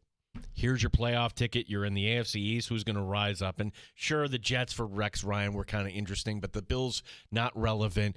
The Dolphins were in the playoffs in 2000. We're living through that golden era right now. It has completely flipped. Yeah, it's here. We've done to the rest of the division what the Patriots did to the rest of the division during their dynasty, and we don't have the rings to show for it, which is a little bit disappointing. But as far as division dominance, we're living in the golden age of the Buffalo Bills dominating. They're going to get their 5th straight. And do you see it getting better for New England? Do you see it getting better for the Dolphins or the Jets? They're a mess. All 3 of those organizations are a mess. They're going to be tearing it down. They're going to have to rebuild. They're going to have to fire their coaches. It's an absolute disaster outside of Buffalo in the AFC East. So yeah, I'll watch tonight just to see if the trains collide. Can't wait. And excited to hand out full-size candy bars, by the way. Full-size. Tonight is a night where, fantasy-wise, kind of limited, right? Yeah, I think so. I mean, you're probably starting C.J. Stroud, Joe Mixon for sure. You're stuck if you have Breece Hall or if you have Garrett Wilson. You're playing them. You have to. Devontae Adams could be a play. I think Devontae Adams could find the end zone tonight. Dalton Schultz at tight end if you're desperate, I suppose. But yeah, it's there's the handful. I mean, for the Texans, man, it sucks. The Diggs news is terrible this week. I hate that. But Tank Dell, brutal. Yeah.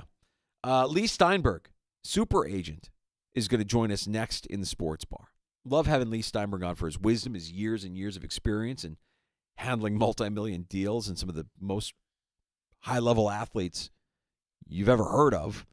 The trade deadline is coming up on Tuesday, so we'll get his take on what goes on here between now and Tuesday afternoon. And yeah, I think that there's going to be a pretty significant storyline in Major League Baseball's offseason centering around where Juan Soto wants to go, based on what we saw last night. Yeah, based on how he's already excited about the process. Oh, boy, laying the groundwork here. And you know who's going to be that chief competitor to the Yankees driving up the price. Yeah. Can't wait to hear Lee's thoughts on that. We'll get to that and more next. Lee Steinberg joining us here in the sports bar. You can join us as well at 866-4FAN, 585-866-4326.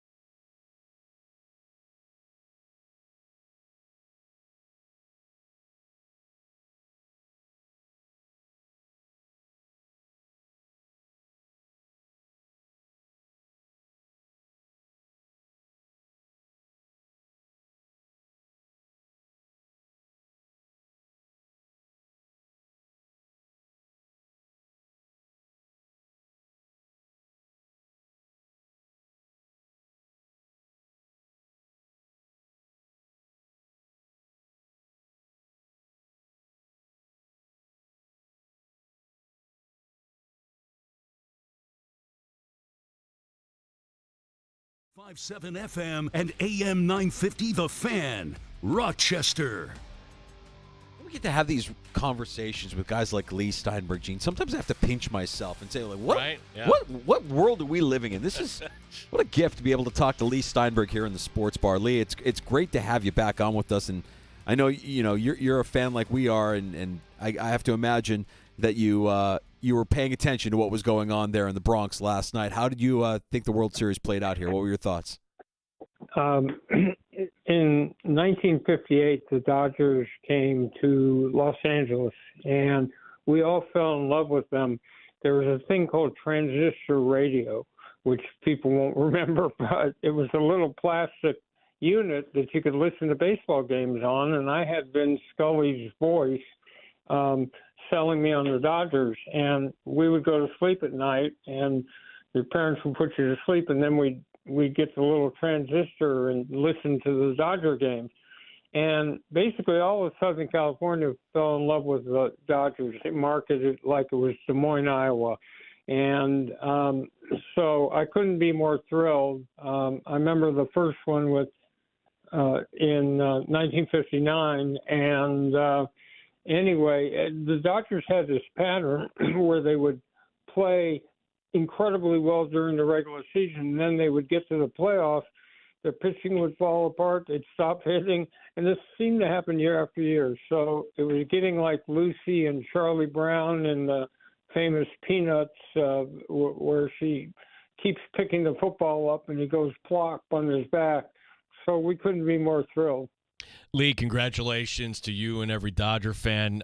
We were looking forward to talking to you here in a little bit about the NFL trade deadline, but one follow-up from the World Series because, well, minutes after the Yankees season ends, there's Juan Soto being asked about his pending free agency, and he's telling everybody how much he's looking forward to this process. What do you think the market is going to be like for Juan Soto? The sky's the limit. He is young, a superstar. He hasn't even hit his peak yet. He's a franchise changer, and why he's available and why the Yankees didn't sign him multiple years, I have no idea. But he's the sort of team you can build a player you can build a team around. And if he were to come to the Dodgers, they would break the luxury tax into pieces, but the lineup is already unbelievable. So it would be a joy, but he'll be heavily sought after, and he'll sign a multi-year guaranteed contract. But to look to pick him up and you don't have to give up anything is amazing. So he'll be hot. Lee, we want to talk about the NFL trade deadline with you, but we were having a conversation earlier, and this is more of a broad kind of like sports conversation and question, and we look around the major sports leagues, and we see something happening in the NBA where you've got a decrease in viewership, less eyeballs watching it year over year, and part of that might just be bandwidth, part of that might be competition from the other leagues, but I also think a part of it is trust and consumer trust, and we've certainly seen load management become a thing in the NBA, and I know it's something they don't like to talk about, and there's something they're trying to fix. But if you had a client who, let's say your client was Joel Embiid, how would you manage through that, and what are your overall thoughts on the direction of the NBA here, where they are with this slow start to their season in terms of how many people are watching them? It's not a positive thing to sit out a major star. People pay premium money to see a superstar from the other team come or to see their own superstars. So when you have the spate of injuries that happens all the time, and people don't think of basketball as a collision sport, but it certainly is one, and they're playing without protection. So you already have enough missed games. And now when you've got load management principles going on, it undercuts the popularity. People pay more money to see stars. And when they're kept out of game situations, everybody's angry.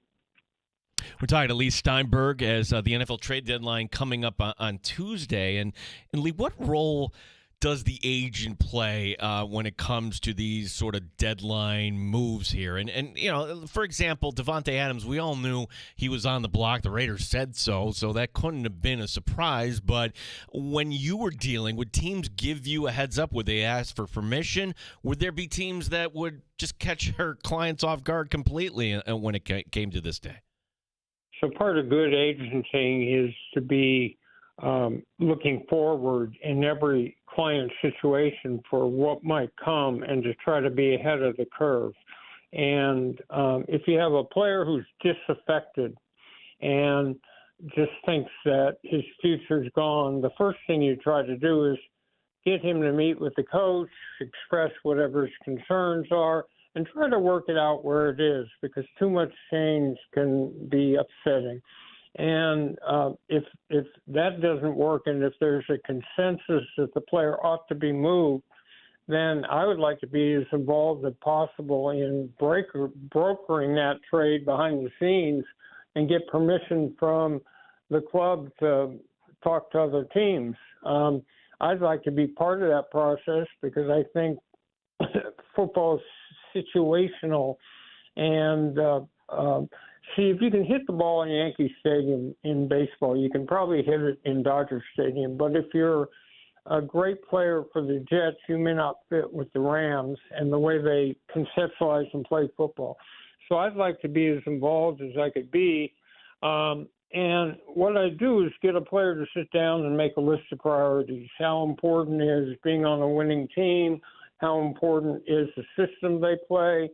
Short-term economic gain, long-term economic gain. Get him to list his priorities. And if we can figure out if they're top priority other teams and be talking to them ahead of time and pushing that they get traded, as I said, it's situational.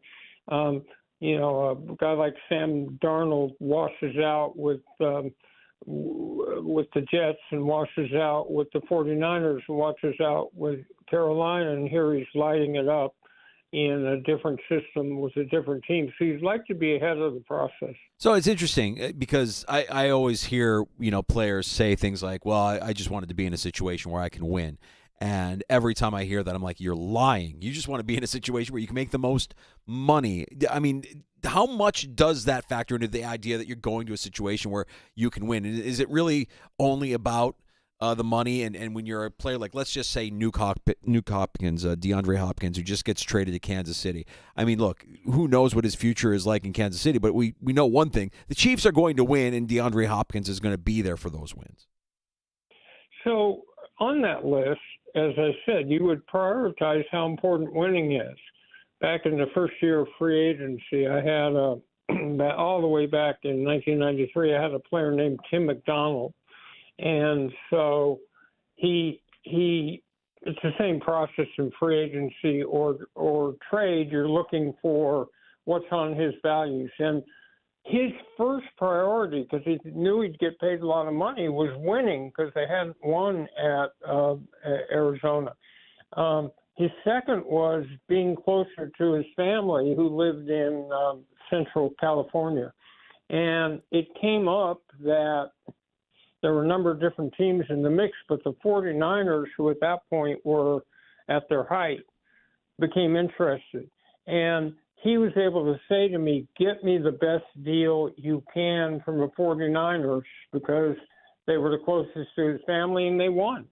So the whole concept that it's just about money, these athletes are already wealthy beyond belief and will never have a financial problem the rest of their life if they're halfway prudent in how they use their money.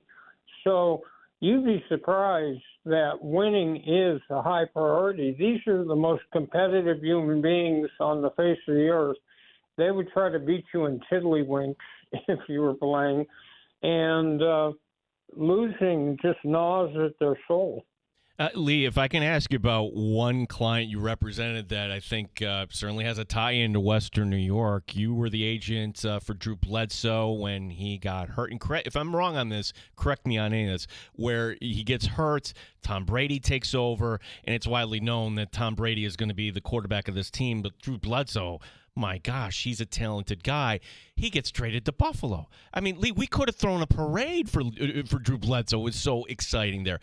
What role did you play in that whole kind of process? Because for Drew Bledsoe, I thought he handled that whole situation very well. So again, list of priorities, what's important to him. One of the things about Buffalo is they've traditionally had a really good organization. Back in those days, it was like John Butler, and then they had amazing management, great ownership, and so you'd like a player to be there. I had Bruce Smith and Thurman Thomas in their heyday when they were going to Super Bowls, and later Rob Johnson. But so you'd like a player to go to an organization that was stable, had stable ownership, had a plan for how to build a team, had excellent front office that knew how to evaluate players, trade, roster composition, cap, and a coach with a system. It could be any system, but one that works. And so all of that was quite appealing. And remember, at that point, he's in Boston, so he's going to the same relative geographical region. Super Agent Lee Steinberg, our guest here in the Sports Bar. Lee, I wanted to get your thoughts on a development here in the NFL over the last, well, it's really this season, but it's not something that's new. It's when a young quarterback gets benched or gets labeled a bust way too soon. We could talk about Bryce Young in Carolina. We can certainly talk about Anthony Richardson more recently here in Indianapolis getting benched in favor of the veteran Joe Flacco. Are teams just ignoring the red flags of bringing in a player with less college experience in the instance of an Anthony Richardson or, say, a Trey Lance in San Francisco? Or are teams just not patient enough to give these guys the amount of reps and the time that they need to fully develop into the kind of pro that they could be? I think it's the latter thing that you just said. It's the care and development of young quarterbacks is a process that needs to be carefully assessed, looking at what the supporting cast is like.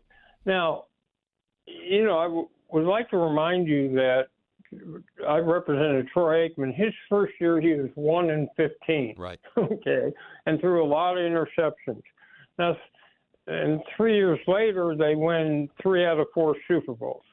But if you had pulled the plug and said, whoa, what a bust. If you took Peyton Manning's first season, he threw double the amount of interceptions that he did touchdown passes. And if someone said, oh, well, he'll never make it. And in today's NFL, instead of carefully putting together a top team whose highest priority is care and breeding of this young franchise quarterback, they throw him out there. And now we have massive amounts of expanded sports media. Not much to talk about early in the season, and it is early. So, it may be halfway through, but the crunch is about to happen. You've got to think long term with these young quarterbacks. There's nothing to say that Anthony Richardson or Bryce Young won't be good quarterbacks, but if you're judging them on a season when if you Patrick Mahomes got drafted by the Kansas City Chiefs and he sat for a year.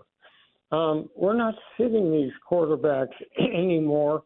Carson Palmer sat, Drew Brees sat, Phillip Rivers sat, Aaron Rodgers sat, and they didn't even play for a year or two.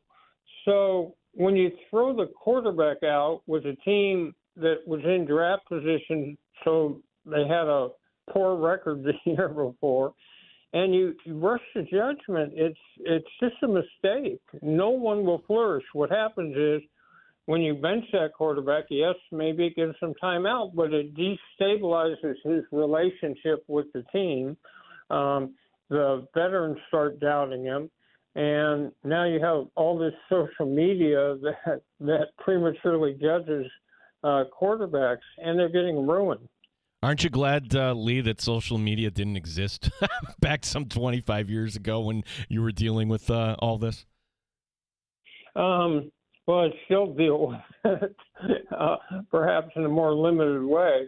But yeah, and if I get a young quarterback client, I'm thinking very carefully, who are the teams on the draft board that we can pay special attention to and hopefully get the player there. And I don't really care if the player's drafted first in the first round or 15th. I care more about the long-term future.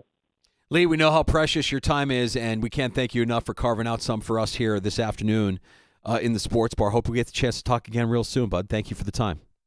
My pleasure. Thanks, Lee. Lee Steinberg, super agent, joining us here in the sports bar with the trade deadline looming. Just nice to get his overall thoughts on a bunch of different sports topics from the agent's perspective. Yeah, I think the one thing when he's talking about, if we apply this to the, to the Richardson story and the Colts, talking about it destabilizes the relationship with the quarterback and the veterans. Are the veterans, I'd ask you this question, Danger, do the veterans, the Colts, look at Richardson differently now that he's been benched, or have they been looking like, hey, come on, sit the kid down? I would argue that what destabilized his relationship with the veterans wasn't the benching, it was the tapping out in the game and pulling yourself for a play. I think that's more damaging than 2 days later the coach saying, we're going to start the quarterback who gives us a better chance to win. Because you're the head coach and you're fighting for your job as well, and you're in a business where you have to get those wins, especially if you're like the Colts and you're a 500 team. They'll be farting around here through the course of the second half of the season. So I am not going to label any of these guys a bust. I can't do it. I just need to see more. But I can also say at the same time, if you have your guy, you know pretty quickly. And if you don't have your guy at this stage, if you're Anthony Richardson, you still have doubts, chances are you don't have your guy, or Bryce Young isn't going to be your guy. I just think the Carolina Panthers are hilarious, man. The idea that they're floating out, hey, anybody interested? Asking about Bryce Young, testing the waters to see if there's anybody that would be interested in trading for Bryce Young. You're supposed to buy low and sell high, not buy high and sell low. I mean, what are they? How are they even thinking over there? It just makes zero sense. How are they thinking? The owner is a child. This is the way you ran other businesses, but like football's different than a lot of businesses. It makes zero sense at all.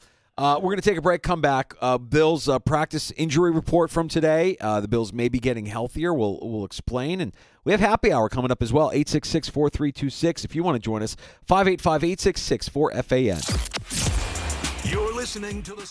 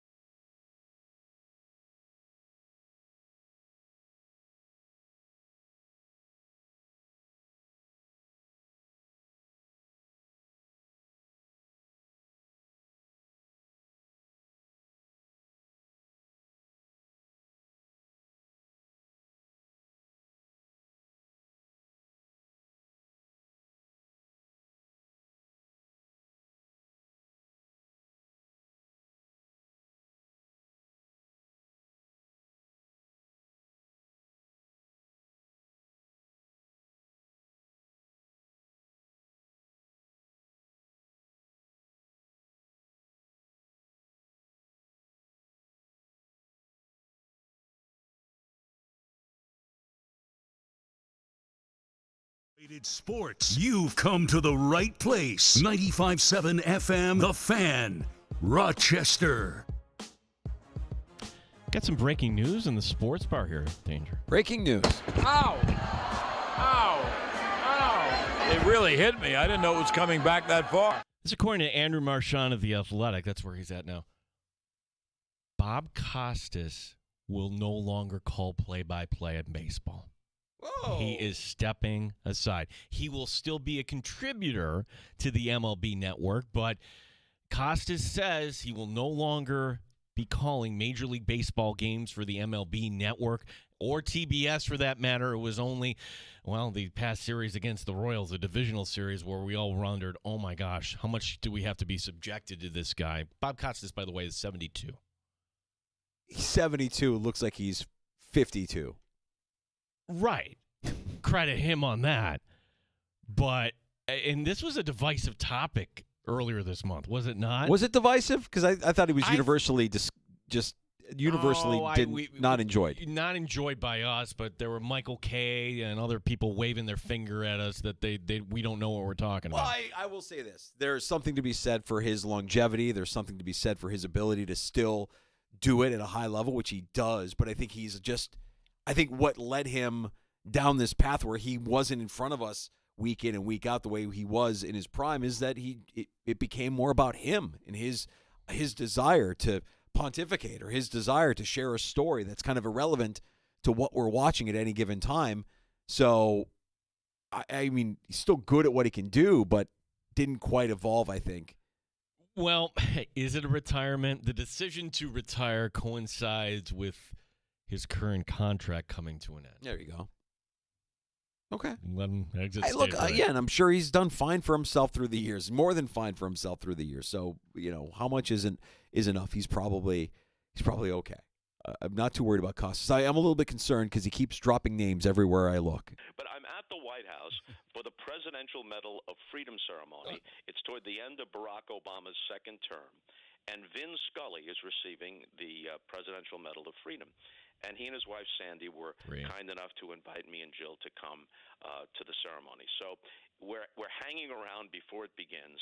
And everywhere you look, Diana Ross, Ellen DeGeneres, Michael Jordan, Kareem Abdul-Jabbar, Tom Hanks is there, Robert De Niro is there. And Springsteen is receiving a Presidential Medal of Freedom. Okay, so now picture this. I'm talking to Hanks, but my back is to what's happening in the corner of the room, but Hanks can see it over my shoulder. De Niro, meanwhile, true to your characterization, is just kind of standing there monosyllabically looking at the floor. So I'm chatting with Hanks about I forget what, and he says, hey, look at that. What do you suppose this conversation is like? And I turn around, and alone, two guys in the corner, Vin Scully talking to Bruce Springsteen. So Hank says, what do you think that conversation is like? And I venture a guess. Bruce, I loved Greetings from Asbury Park, but you really hit it out of the park with Darkness on the Edge of Town. Just gross. That's Bob Shecky Costas there. Just gross. I'm sharing a story that nobody can relate to in a room that nobody will ever be in, that has really nothing to do with anything that any of us want to talk about.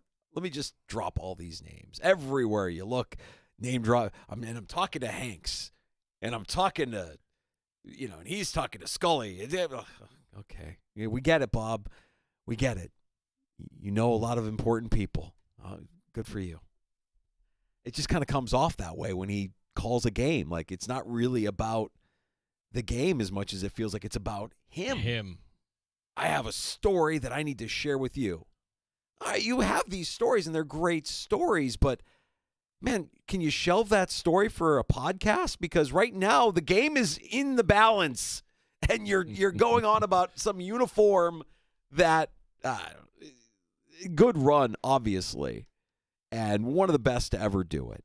But I just feel like when he got past his peak and it became about his views, his pontificating, his stories, I think that's when we all kind of tired of it. It's like, okay, bud, like, call the game. Yeah. Let's just stick to call. I mean, when you watch the game last night, I know a lot of people might believe that Joe Davis is the Dodgers guy, and I didn't get that from watching the game. How could you put that together? Yeah, you would never know that unless you know that that's what he is. But is called the game as evenly as I think anybody could. And we said it earlier, Smoltz, and I know you could say recency bias. No, Smoltz is the best color guy, the best color analyst in the game. Not baseball, football, any of them. Go ahead, whatever you want. He's the best color analyst in all of sports broadcasting. He's fantastic. I mean, his insight, it felt like he just brought it up another level this year. He's always been good, but man, some of the stuff he was sharing through the course of the World Series, just fantastic stuff. Yeah, and I'm not, when he was calling the Dodgers Mets, I'm not viewing him as the Braves guy. Right. He's just good. Yeah, right. He's fantastic, and I agree with you on that. Yeah. All right, well, happy trails to Bob Costas, and and we'll have to keep our ears open to see if there's any more opportunities from drop another name. Forgot we had that. Yeah. Yeah, and you know what I'm talking about. You remember the call where he was talking about, it's like a minute long, 90 seconds of him, the game in the balance, talking about a Royals uniform that was missing. And there's nothing to do. 4 pitches went by, I think we counted. Right. It's the 9th inning. The Royals are down to kind of their last inning here. The season's ending, but we got to cram in one more story. Before we get to happy hour, let's get you a free pair of tickets to see Dweezil Zappa. Dweezil Zappa coming. That's Frank Zappa's kid. Dweezil Zappa, unbelievable on the guitar, playing at the Kodak Center. April 15th, 2025. His guitar wants to kill your mama. Tickets go on sale tomorrow morning, 10 a.m. You can get a free pair of tickets now if you call her 585-866-4FAN, 866-4326. Dweezil Zappa, Kodak Center, April 15th. Free tickets now on the Fan.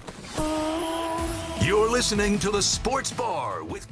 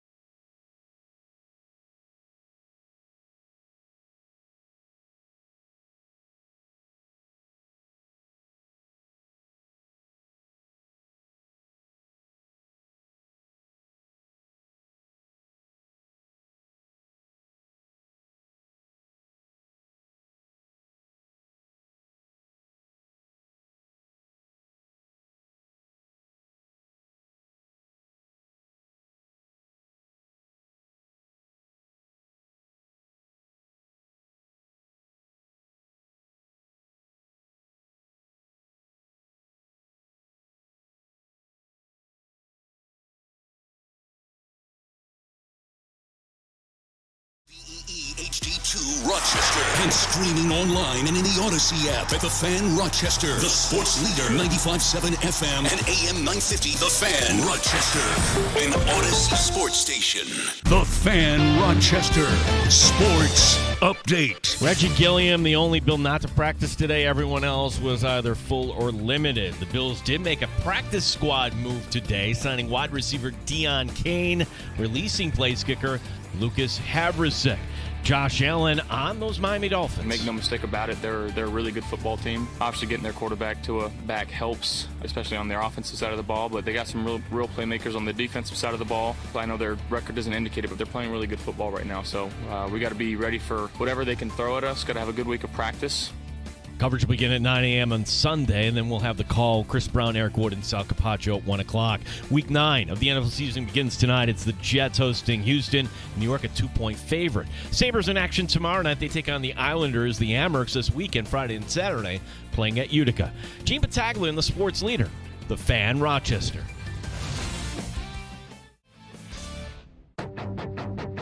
The Sports Bar with Danger and Battaglia. These guys are good. Scary good. Happy Halloween. Happy Halloween, everybody. What are you dressing up for us for Halloween? You. How about that? Oh, how flattering. Thank you. Mike Danger. You're in the Sports Bar with Danger and Battaglia. It is Halloween, right? Halloween. Gene is not wearing his Grimace costume yet, and the Halloween Candy Power Rankings, which we'll unveil for 2024. Gene Battaglia. See, this is the hot take factory. Who says Three Musketeers is a grandma candy? Okay, call me grandma then. Now I'm the grandpa. I give my grandchildren butterscotch. I actually like Werther's. The butterscotch is delicious. Buffalo Bills football. It's a World Series win for LA. LA. 95.7 FM and AM 950 The Fan. Rochester. Gene, is there any part of you that feels like we missed out today? We missed out on the opportunity. You could have come in looking like Grimace. Dan DeLorean was in the spirit. He was wearing his cowboy vest. I'm not wearing a costume today. I look, you and I have other jobs. I think everybody thinks that we, sit around and prepare all day for the show, which I would love to be one of those hosts. But you and I have other jobs. My job is to go out and meet clients and ask them to advertise and talk about writing scripts and everything else. I don't think it's appropriate I show up in costume. Now, what if there was a staff Halloween party or a staff costume contest, or it was encouraged for us to show up in a costume on Halloween? Would you have partaken in that if there was like a staff thing happening? Is there any competition for the prize? Of course. There's, let's say it's a gift card to a restaurant. No. Restaurant gift card. $100 restaurant gift card. If it's one of those team building things, I suppose. You get the executive producer a nice night out on the town for free, courtesy of your willingness to wear a really good Halloween costume. Would you do it then? I would think maybe. You and I were going down this road. You would have come in as Dick. I would have come in as Grimace. Yeah. But ultimately, I don't know. We're adults. It's a thing in whatever your talking head show is.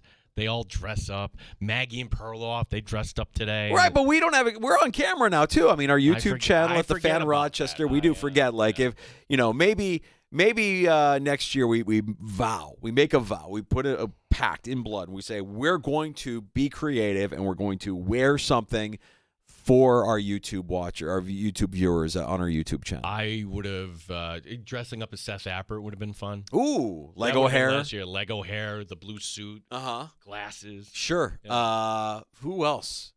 It's got to be like something Rochester kind of based or something related to the sports bar, right? Yeah, I mean, that's kind of why I was surprised, Dan DeLorean just show up with, as a cowboy. He showed up as a cowboy. I was like, if you want to be the Dan DeLorean, you just show up, wear a little Star Wars mask, and carry your stuffed Grogu, and you're the Dan DeLorean. Too late now, obviously. But let's make a vow. Let's say, what, we have people watching on YouTube at the Fan Rochester, on Twitch at the Fan Rochester. We'll give you a better effort next year. I mean, I see some of the creativity that goes in some of the costumes you see around, whether you're talking about the talking head shows on ESPN or Maggie and Perloff. It's like, the one technique in comedy that I think can be effective is the callback. like you're doing something, then you go back to a previous joke, and it's funny. There's a callback on the show we're watching right now. Like, that's a good costume. Ray Gun. I forgot about Ray Gun, the Australian breakdancer we all pointed to and laughed and like, what are you doing out there? But you can picture the green costume, right? Yeah, and it's a doing her one. thing, and anybody could breakdance. Yeah, like that. that's a good one. Absolutely.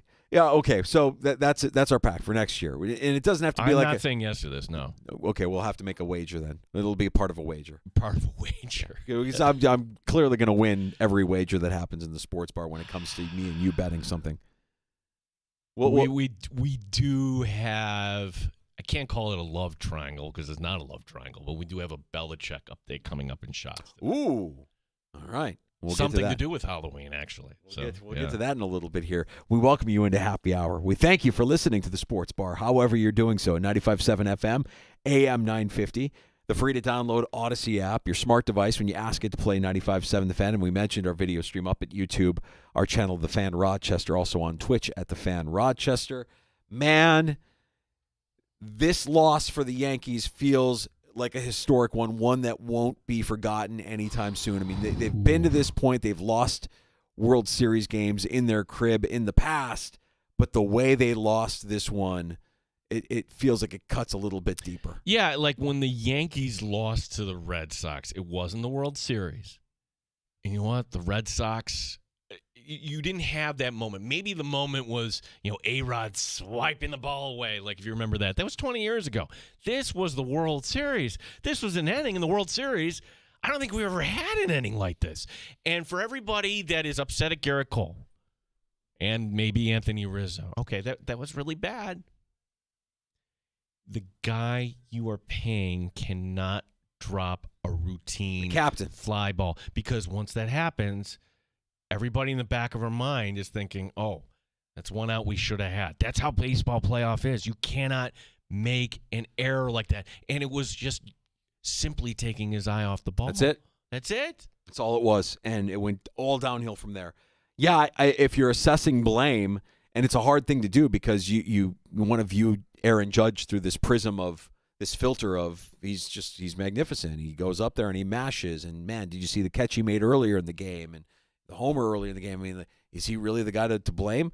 Yeah, I think he is. Well, and I said this analogy earlier. If you missed it, we think of Bartman, right? Like he's the guy that cost the Cubs okay, well, he's a fan, number one, but go back to the beginning of that sequence. It's an error by Gonzalez, the shortstop, a routine grounder to short, and you make that play. We're not having that, but nobody ever remembers that. That's right. You lose your focus for 1 minute, and the baseball gods punish you. Smoltz was great last night. I really love how he just keeps pointing out like the details that matter, the little things, the little details that matter. And those are little details. We're talking about major blunders here and how that can mess you up mentally. And if you're not minding your details, if you take your eye off the ball for 1 second, like Judge did, now everybody is rattled. That's your captain. That's your team leader. And that's an error that can't happen at that stage of the game. It cannot happen. And for everything that went wrong, you can still get out of it, okay, by the time you get up to Cole. And it's Verducci who foreshadows this, like a couple, pitches before. Like, it's like the basketball coach calling timeout. Hey, they're on a run. Let's settle down. You don't need to talk strategy. You're just settling things down. Why wasn't there a mound visit to Garrett Cole? Because part of me is wondering, well, how could he forget the cover first? You practice that a million times. You really do, to the point where we're doing this again. Yeah, so well, maybe he's just so fatigued. He's pouring everything to every pitch that by the time you get to that, you're like, oh, crap. Too late. Yeah, you can point the finger at Aaron Boone for a lot of decisions, a lot of boneheaded decisions, not just through the World Series, but through the course of the season. And I know that there are a lot of Yankee fans that just want to see him gone. And I'll listen to that. But I also don't know if Boone, if Cole is telling Boone specifically, hey, no, this is how I need to be managed. And if you come out here, I'm going to be pissed I got it. Don't worry. Yeah. Don't bother me. I can get us out of a jam. That's why I'm here. We don't know that. That's what we don't know. We don't know the personalities. I mean, it's pretty easy to believe that Boone is a player's guy, right? Like he's not really. He's more their friend. He's super player friendly. Yeah. That's the problem. Like most Yankee fans would say, accountability. And when you look at this series, I mean, it's the fundamentals the Yankees don't have. Little things. Yeah. Little things, little fundamentals, little details. The Dodgers just were a little bit better at everything, and they get the series win in 5 games.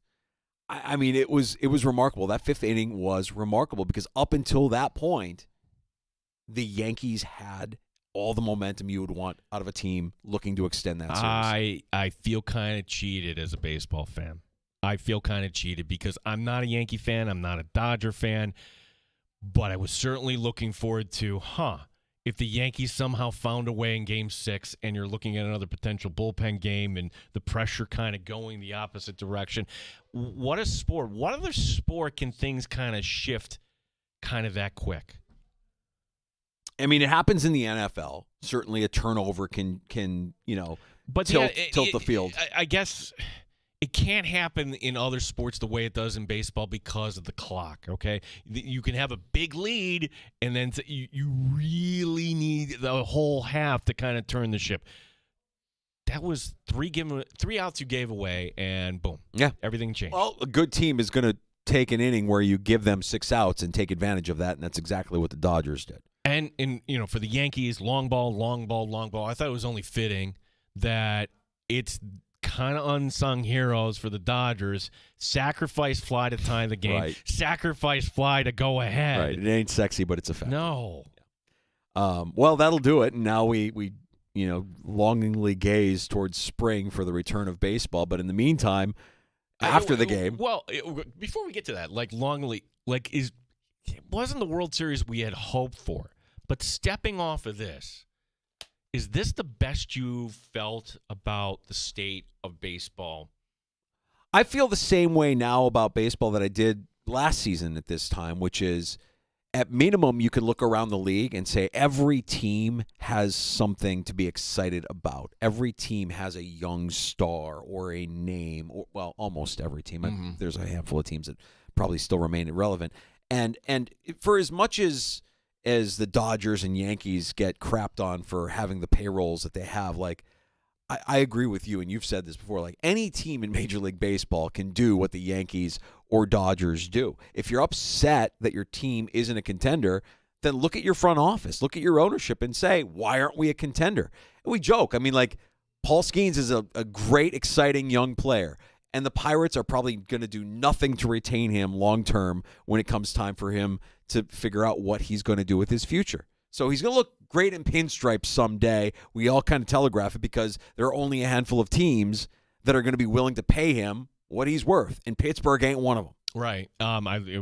Easy one to point to, the Padres. The Padres don't have a TV network. In fact, their games are just kind of streamed. They've got blown up with the whole Bally's thing. Not a big market, but they spend big.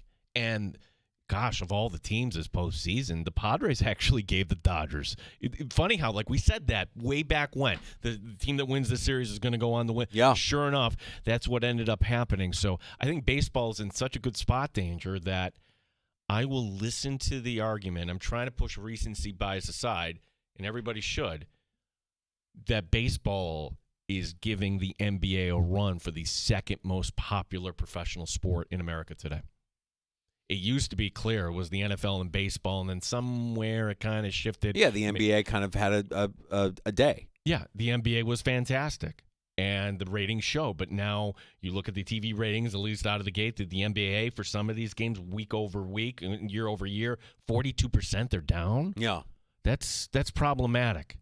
And for baseball, where you had the biggest stars on the biggest stage, and yeah, it didn't go 7, but I think there's going to be a lot of excitement. And let's see what baseball does, because what they should do, Danger, is they should encourage. They didn't really do this with Aaron Judge. They didn't do this with Shohei Ohtani.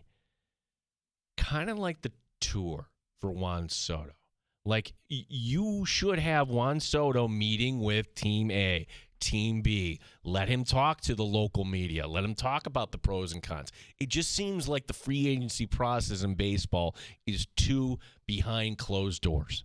It really does. Yeah, just to drum up a little bit of interest, to get us talking about it, to get everybody talking about it. Oh, Soto's visiting with the Mets today. Oh, Soto's out west, and he's taking a meeting with the Dodgers. Right, and some of that comes true, but then some of it is, oh, my gosh, Shohei is on a plane to Toronto. No, he's not. You're right. Yeah, like we're just, we're chasing ghosts when it comes to some of these stories. We were looking at Juan Soto last night, and he's pulling a Diggs, if you didn't stick with it. What do you mean he's pulling a Diggs?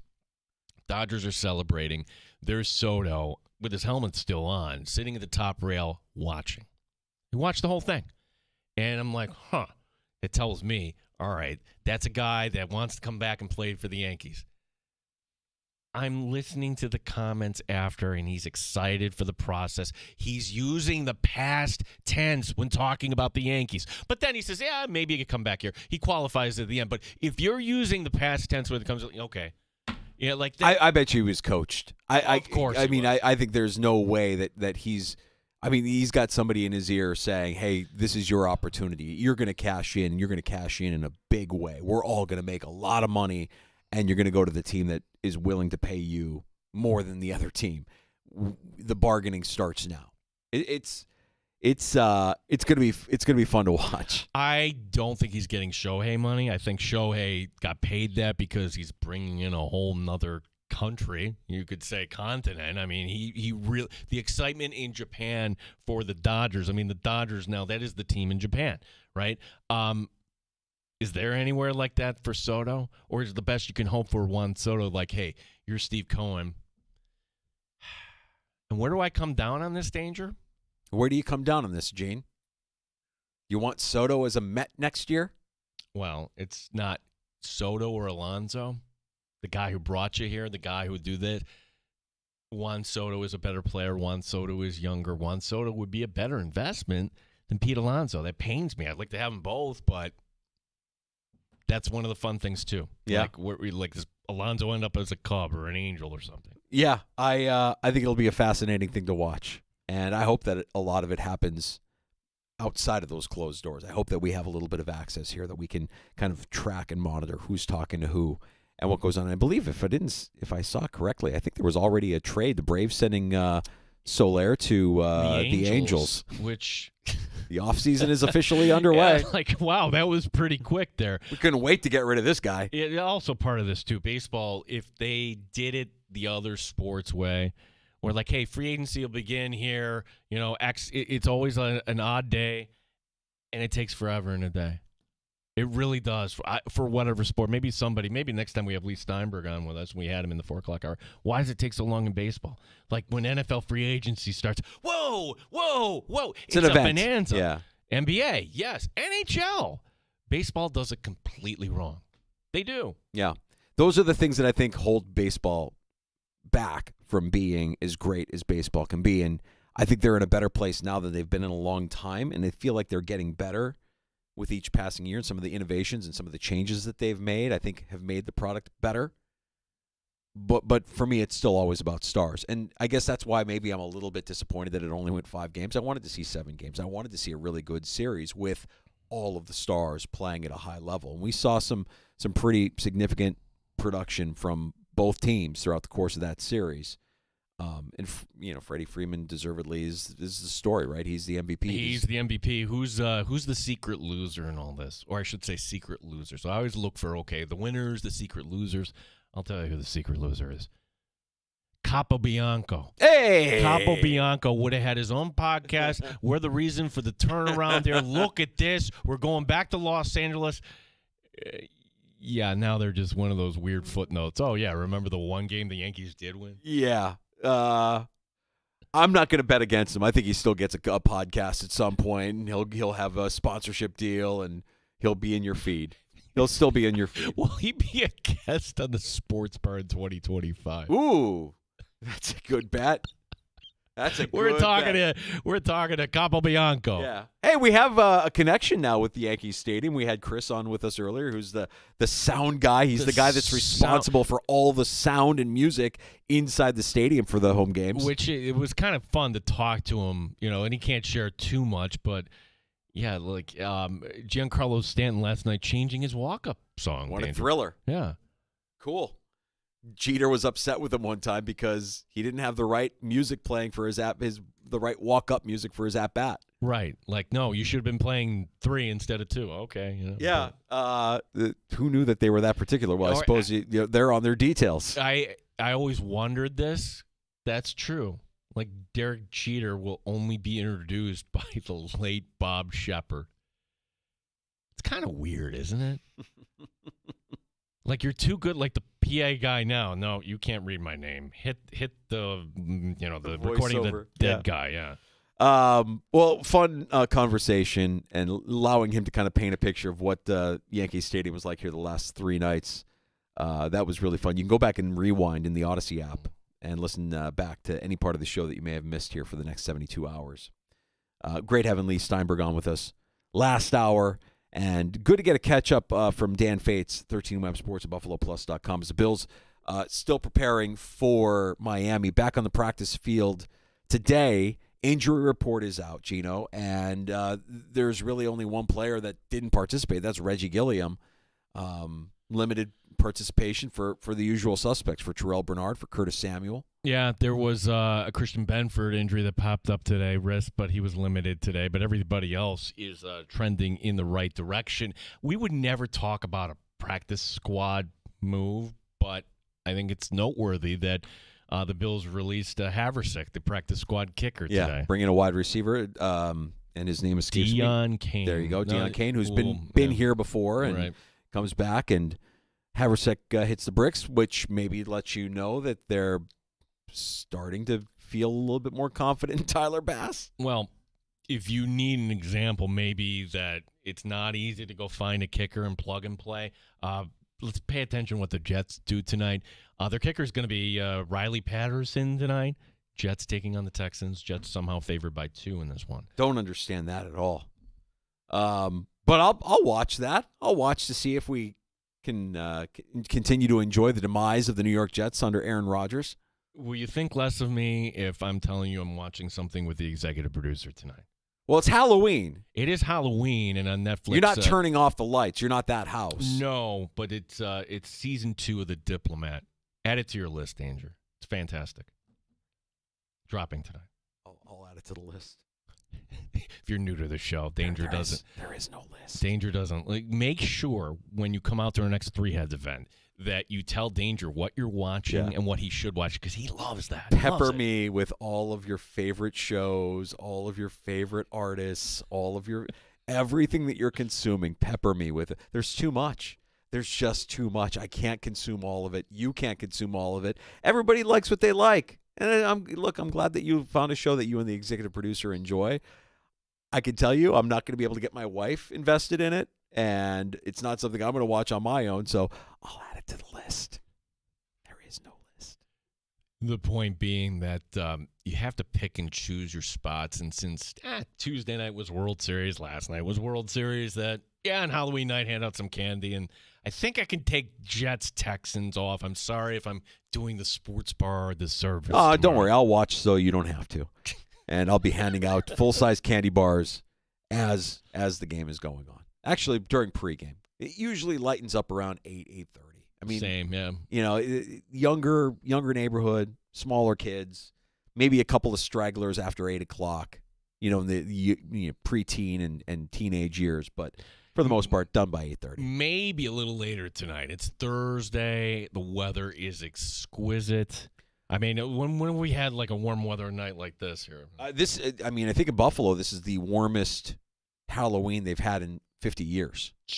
Yeah. Well, I'm having a good pep talk with my daughter before she goes out. She's 15, going out with her friends, hitting up a bunch of different neighborhoods. And look, there is no tomorrow, Rock. There is no tomorrow. I'm gonna fire her up. I'm gonna give her the Al Pacino speech from Any Given Sunday that we're fighting for that inch. Every inch counts. You go out there and you claw for every piece of candy. We want a record haul tonight. The controversial danger candy takes. I swear you were just trying to be divisive with this list. Like if you said, Gene, you can't have any more of these candies for the rest of your life, I would say yes. There's nothing on the top 10 that makes me go, yum, Well, okay, hot shot. What's on your list? Well, I told you. I like the Score. I like Reese's. I like the classical chocolate things. And for some reason, you don't like chocolate. You'll eat chocolate. Yeah, I don't love. But I don't love chocolate. Mike Danger, I don't love chocolate. My favorite. One of my friends on Facebook. This is a brutal list, top to bottom, but lumping in Mike and Ike's A+ with hot tamales mid. And Jolly Joe, is this even a real candy? Is inexcusable. Delete your post. Jolly Joe, that would be like me saying, like you saying, hey, we didn't have an NBA team. We didn't have a Subway. I don't believe Jolly Joe. By the way, Jolly Joes are Mike and Ike's. They're grape. They are grape Mike and Ike's. They're the same thing as hot tamales and Mike and Ike's. They're just grape. And if I ever see them, they're first in line. Yeah, controversial candy takes aside. Hope everybody enjoys their Halloween and is having fun and safe. And if you got little ones, enjoy that time, man. Yeah. I think both Gene and I look at ourselves and we're like, man, we used to have a lot of fun patrolling the neighborhood and walking the kids around trick-or-treating in their costumes. And there's a part of me that misses that. And don't take it for granted, I guess, is what I'm saying. Can I have the car keys, please? And now I'm the grandfather, and I'm handing out the Werther's Originals, sitting on the rocking chair on the front porch. I promise, Danger, I'm not going to have the stop with the Christmas November 1st stuff tomorrow. I'm softening my stance on that. Dude, there were Christmas commercials last weekend. We had Christmas commercials. Jennifer Hudson dancing around to a Christmas song. Christmas commercials before Halloween. It's on. It is on, and it will be here before you know it. No, the football season really picks up the pace on the calendar, doesn't it? Mm-hmm. It makes time go by really, really fast. I don't know if I like it. I mean, I like the ride, don't get me wrong, but it goes by way too fast. We got to get to a round of shots next on the Fan. Yeah, let the fallout from the World Series, we will get to that. We haven't touched on this. The Amherst are telling us who is going into their Hall of Fame. Oh, this is big. Yeah, this is cool. I think you would like this. We have another alternate broadcast. This is going to be ESPN putting this out, and actually I might tune into this. This is kind of cool. Oh, and we mentioned a Belichick update. The Nantucket Explorer, Bill Belichick. Not former head coach Bill Belichick. Bill Belichick, Explorer of Nantucket. Well, what was happening on Nantucket? Let me just give you a hint. There was a Halloween party. Oh. All right. More coming up. We'll get to that and more. A round of shots coming up. Don't forget about Last Call, where you can have the final word in the sports bar. 866-4FAN is our number. 585-866-4326.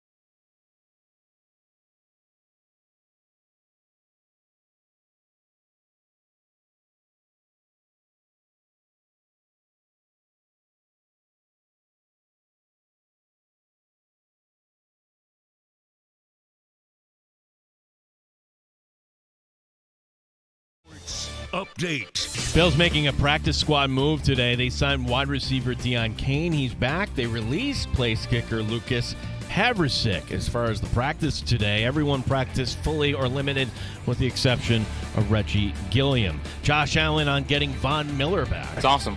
He was playing some really good football before, so getting him back and getting him ready to go and primed up, and he's got fresh legs, so that'll help. And I think that's going to be a huge boost for us. Bills and Jets, our coverage will begin at 9 a.m. this Sunday. Then it's Chris Brown, Eric Wood, and Sal Capaccio with the call at 1 o'clock. Week 9 of the season begins tonight.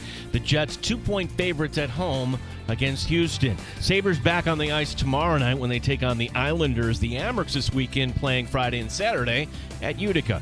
Gene Battaglia, the sports leader, 95.7 FM and AM 950, The Fan, Rochester. Rochester's home for live sports and the best sports talk anywhere. The sports leader, 95.7 FM and AM 950, The Fan, Rochester. You're back in the sports bar.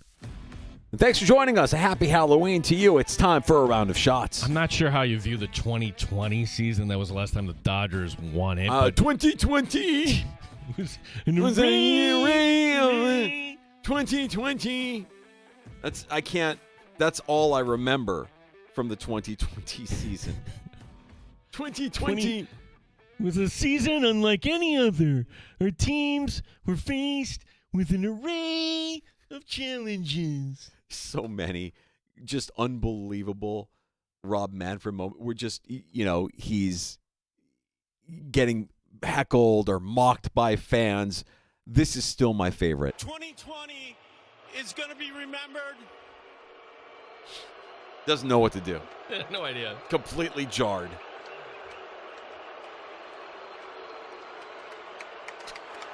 There's the ass kiss. 2020 is going to be remembered as a baseball season like no other. Our clubs, and especially our players, were presented with an array of unique challenges. Oh, God. Oh, gosh. Your state. Well, that was the last time the Dodgers won. And interestingly enough, Freddie Freeman was the NL MVP that year playing for Atlanta. So now Freeman becomes the 12th player to win a regular season MVP and a World Series MVP in their career. 10 of the previous 11 are in the Hall of Fame. That's probably where Freeman will end up someday, too. For his World Series career, Freeman has hit .310 in 11 games, 6 homers, 17 RBI. You really just have to be happy for him with everything that he's gone through with his kid. That is the most RBI by any player through his first 2 World Series appearances. He was fantastic. Absolutely an electric player.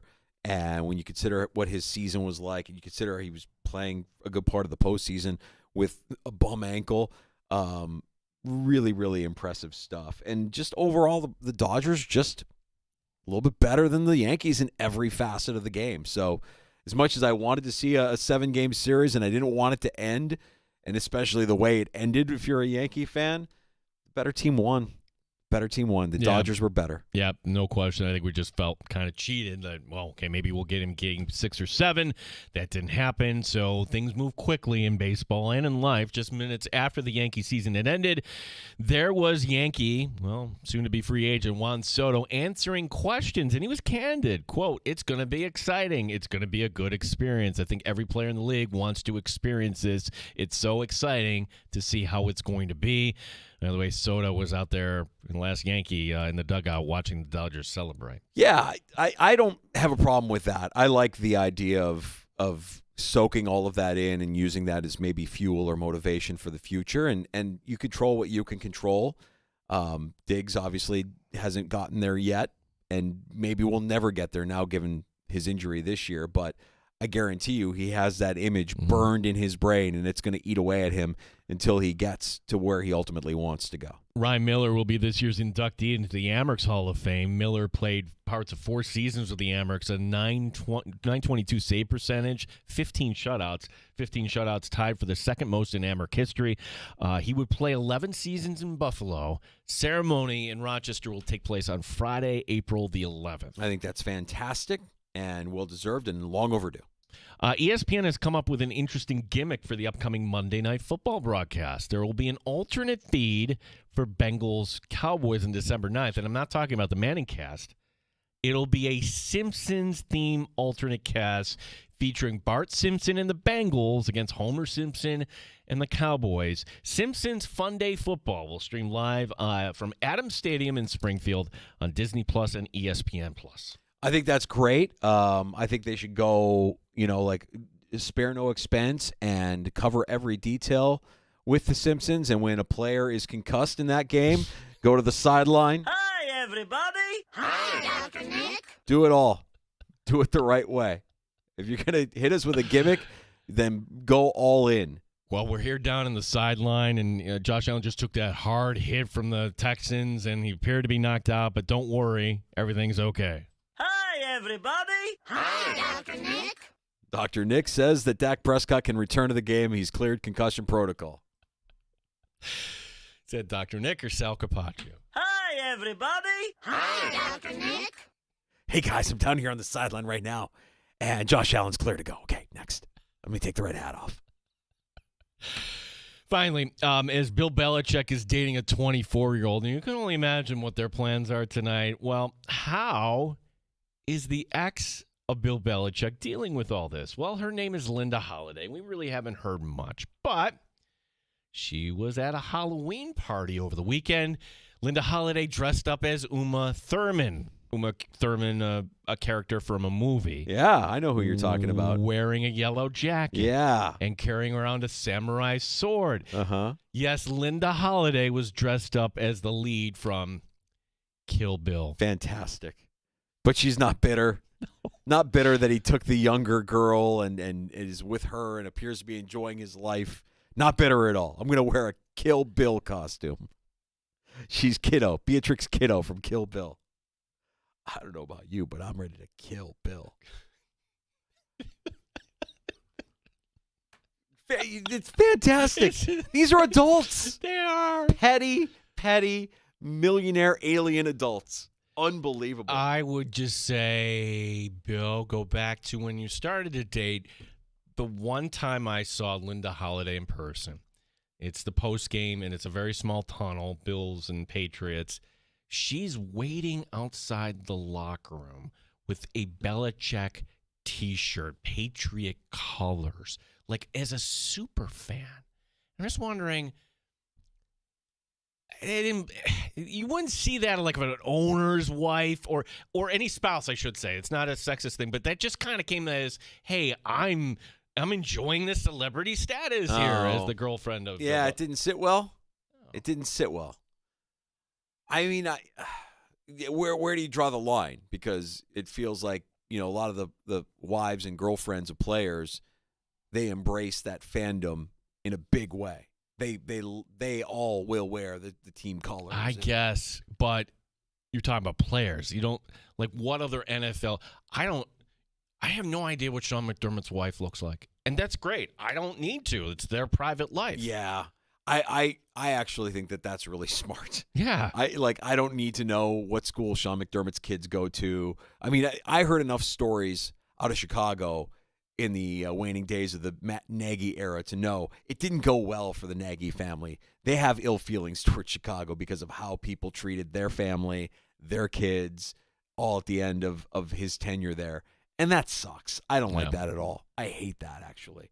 So, but yeah, the idea that she's dressing up as the bride from Kill Bill, and she's got one thing in mind: I'm going to kill Bill.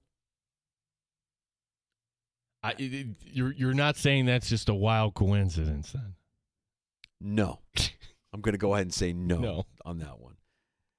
I mean, maybe it is true what we say in the sports bar when we talk about Bill Belichick. Like, wow, Bill Belichick is with a 24-year-old ex-beauty pageant queen, hairdresser from Nantucket.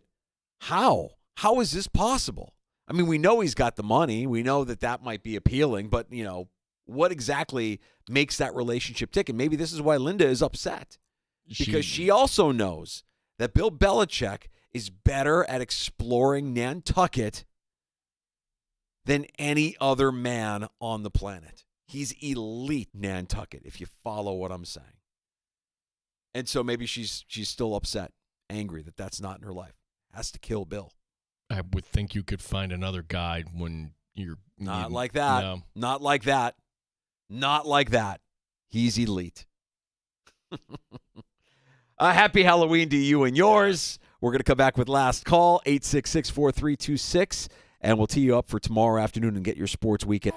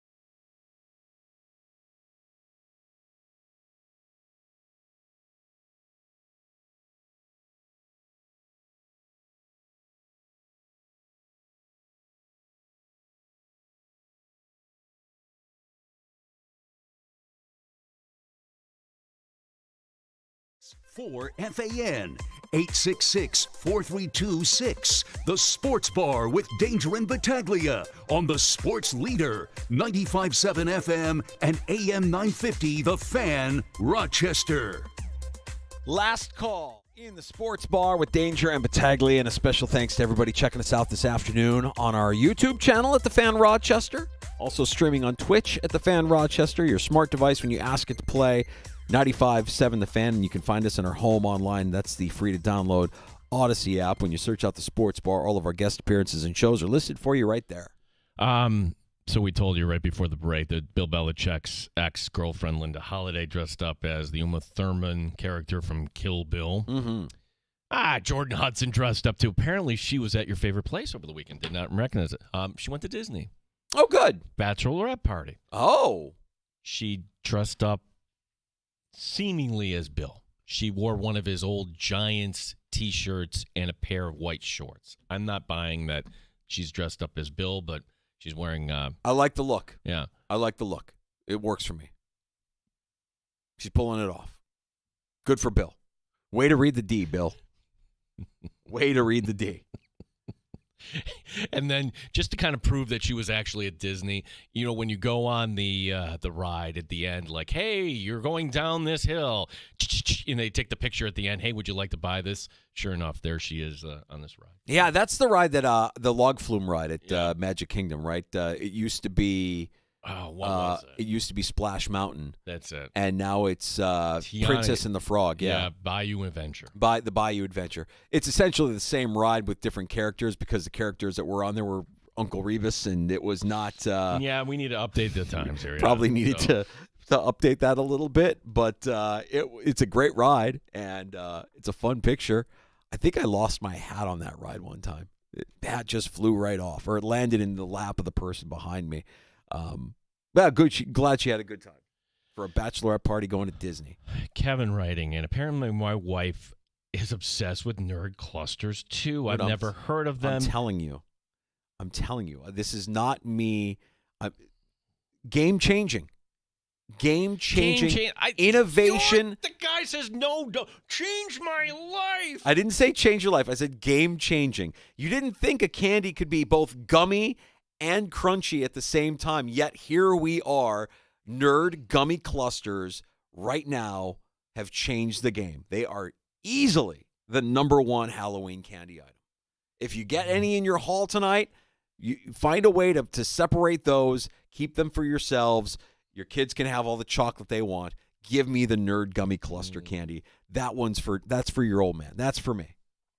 I'll bring some in tomorrow. Okay. You can try it for yourself. All right. And Kev, don't knock it till you try it, pal. I know you'd like to have a Baby Ruth in that. That's fine. Baby Ruth is good. You're an adult. I'm a 12-year-old. I can't believe that I get to host a radio show for 3 hours a day saying that nerd gummy clusters are the elite Halloween candy. Yet here we are. If you get some tonight, try them and let me know. Get back at me. And Gino, I'll bring some in tomorrow. Also tomorrow, Andy Behrens, Yahoo Fantasy Sports. We've got Week 9 getting underway in the NFL tonight. Meadowlands with the Jets hosting the Texans. We'll have Andy's reactions. That will help set your lineups for Week 9 in the NFL and help get you a W. Marcel Louis-Jacques, ESPN reporter covering the Dolphins, our old friend. Love Marcel stopping by. Fantastic. Good to get caught up with him tomorrow. That'll be at 4:25, and we'll put a bow on our preparation for Dolphins Week here as the Bills get set to host Miami Sunday afternoon at 1 o'clock. Marcel Louis-Jacques, our old friend, stopping by at 4:25. If you missed any of the show today, find it wherever you get your podcasts. Just search out the Sports Bar. That includes the free-to-download Odyssey app. And again, a big thank you to everybody who watched the YouTube stream at The Fan Rochester, our YouTube channel, and also on Twitch at The Fan Rochester. JR Sport Brief is next. Enjoy your Halloween. We'll talk to you again tomorrow with a brand new episode starting at 3 o'clock on The Fan Rochester.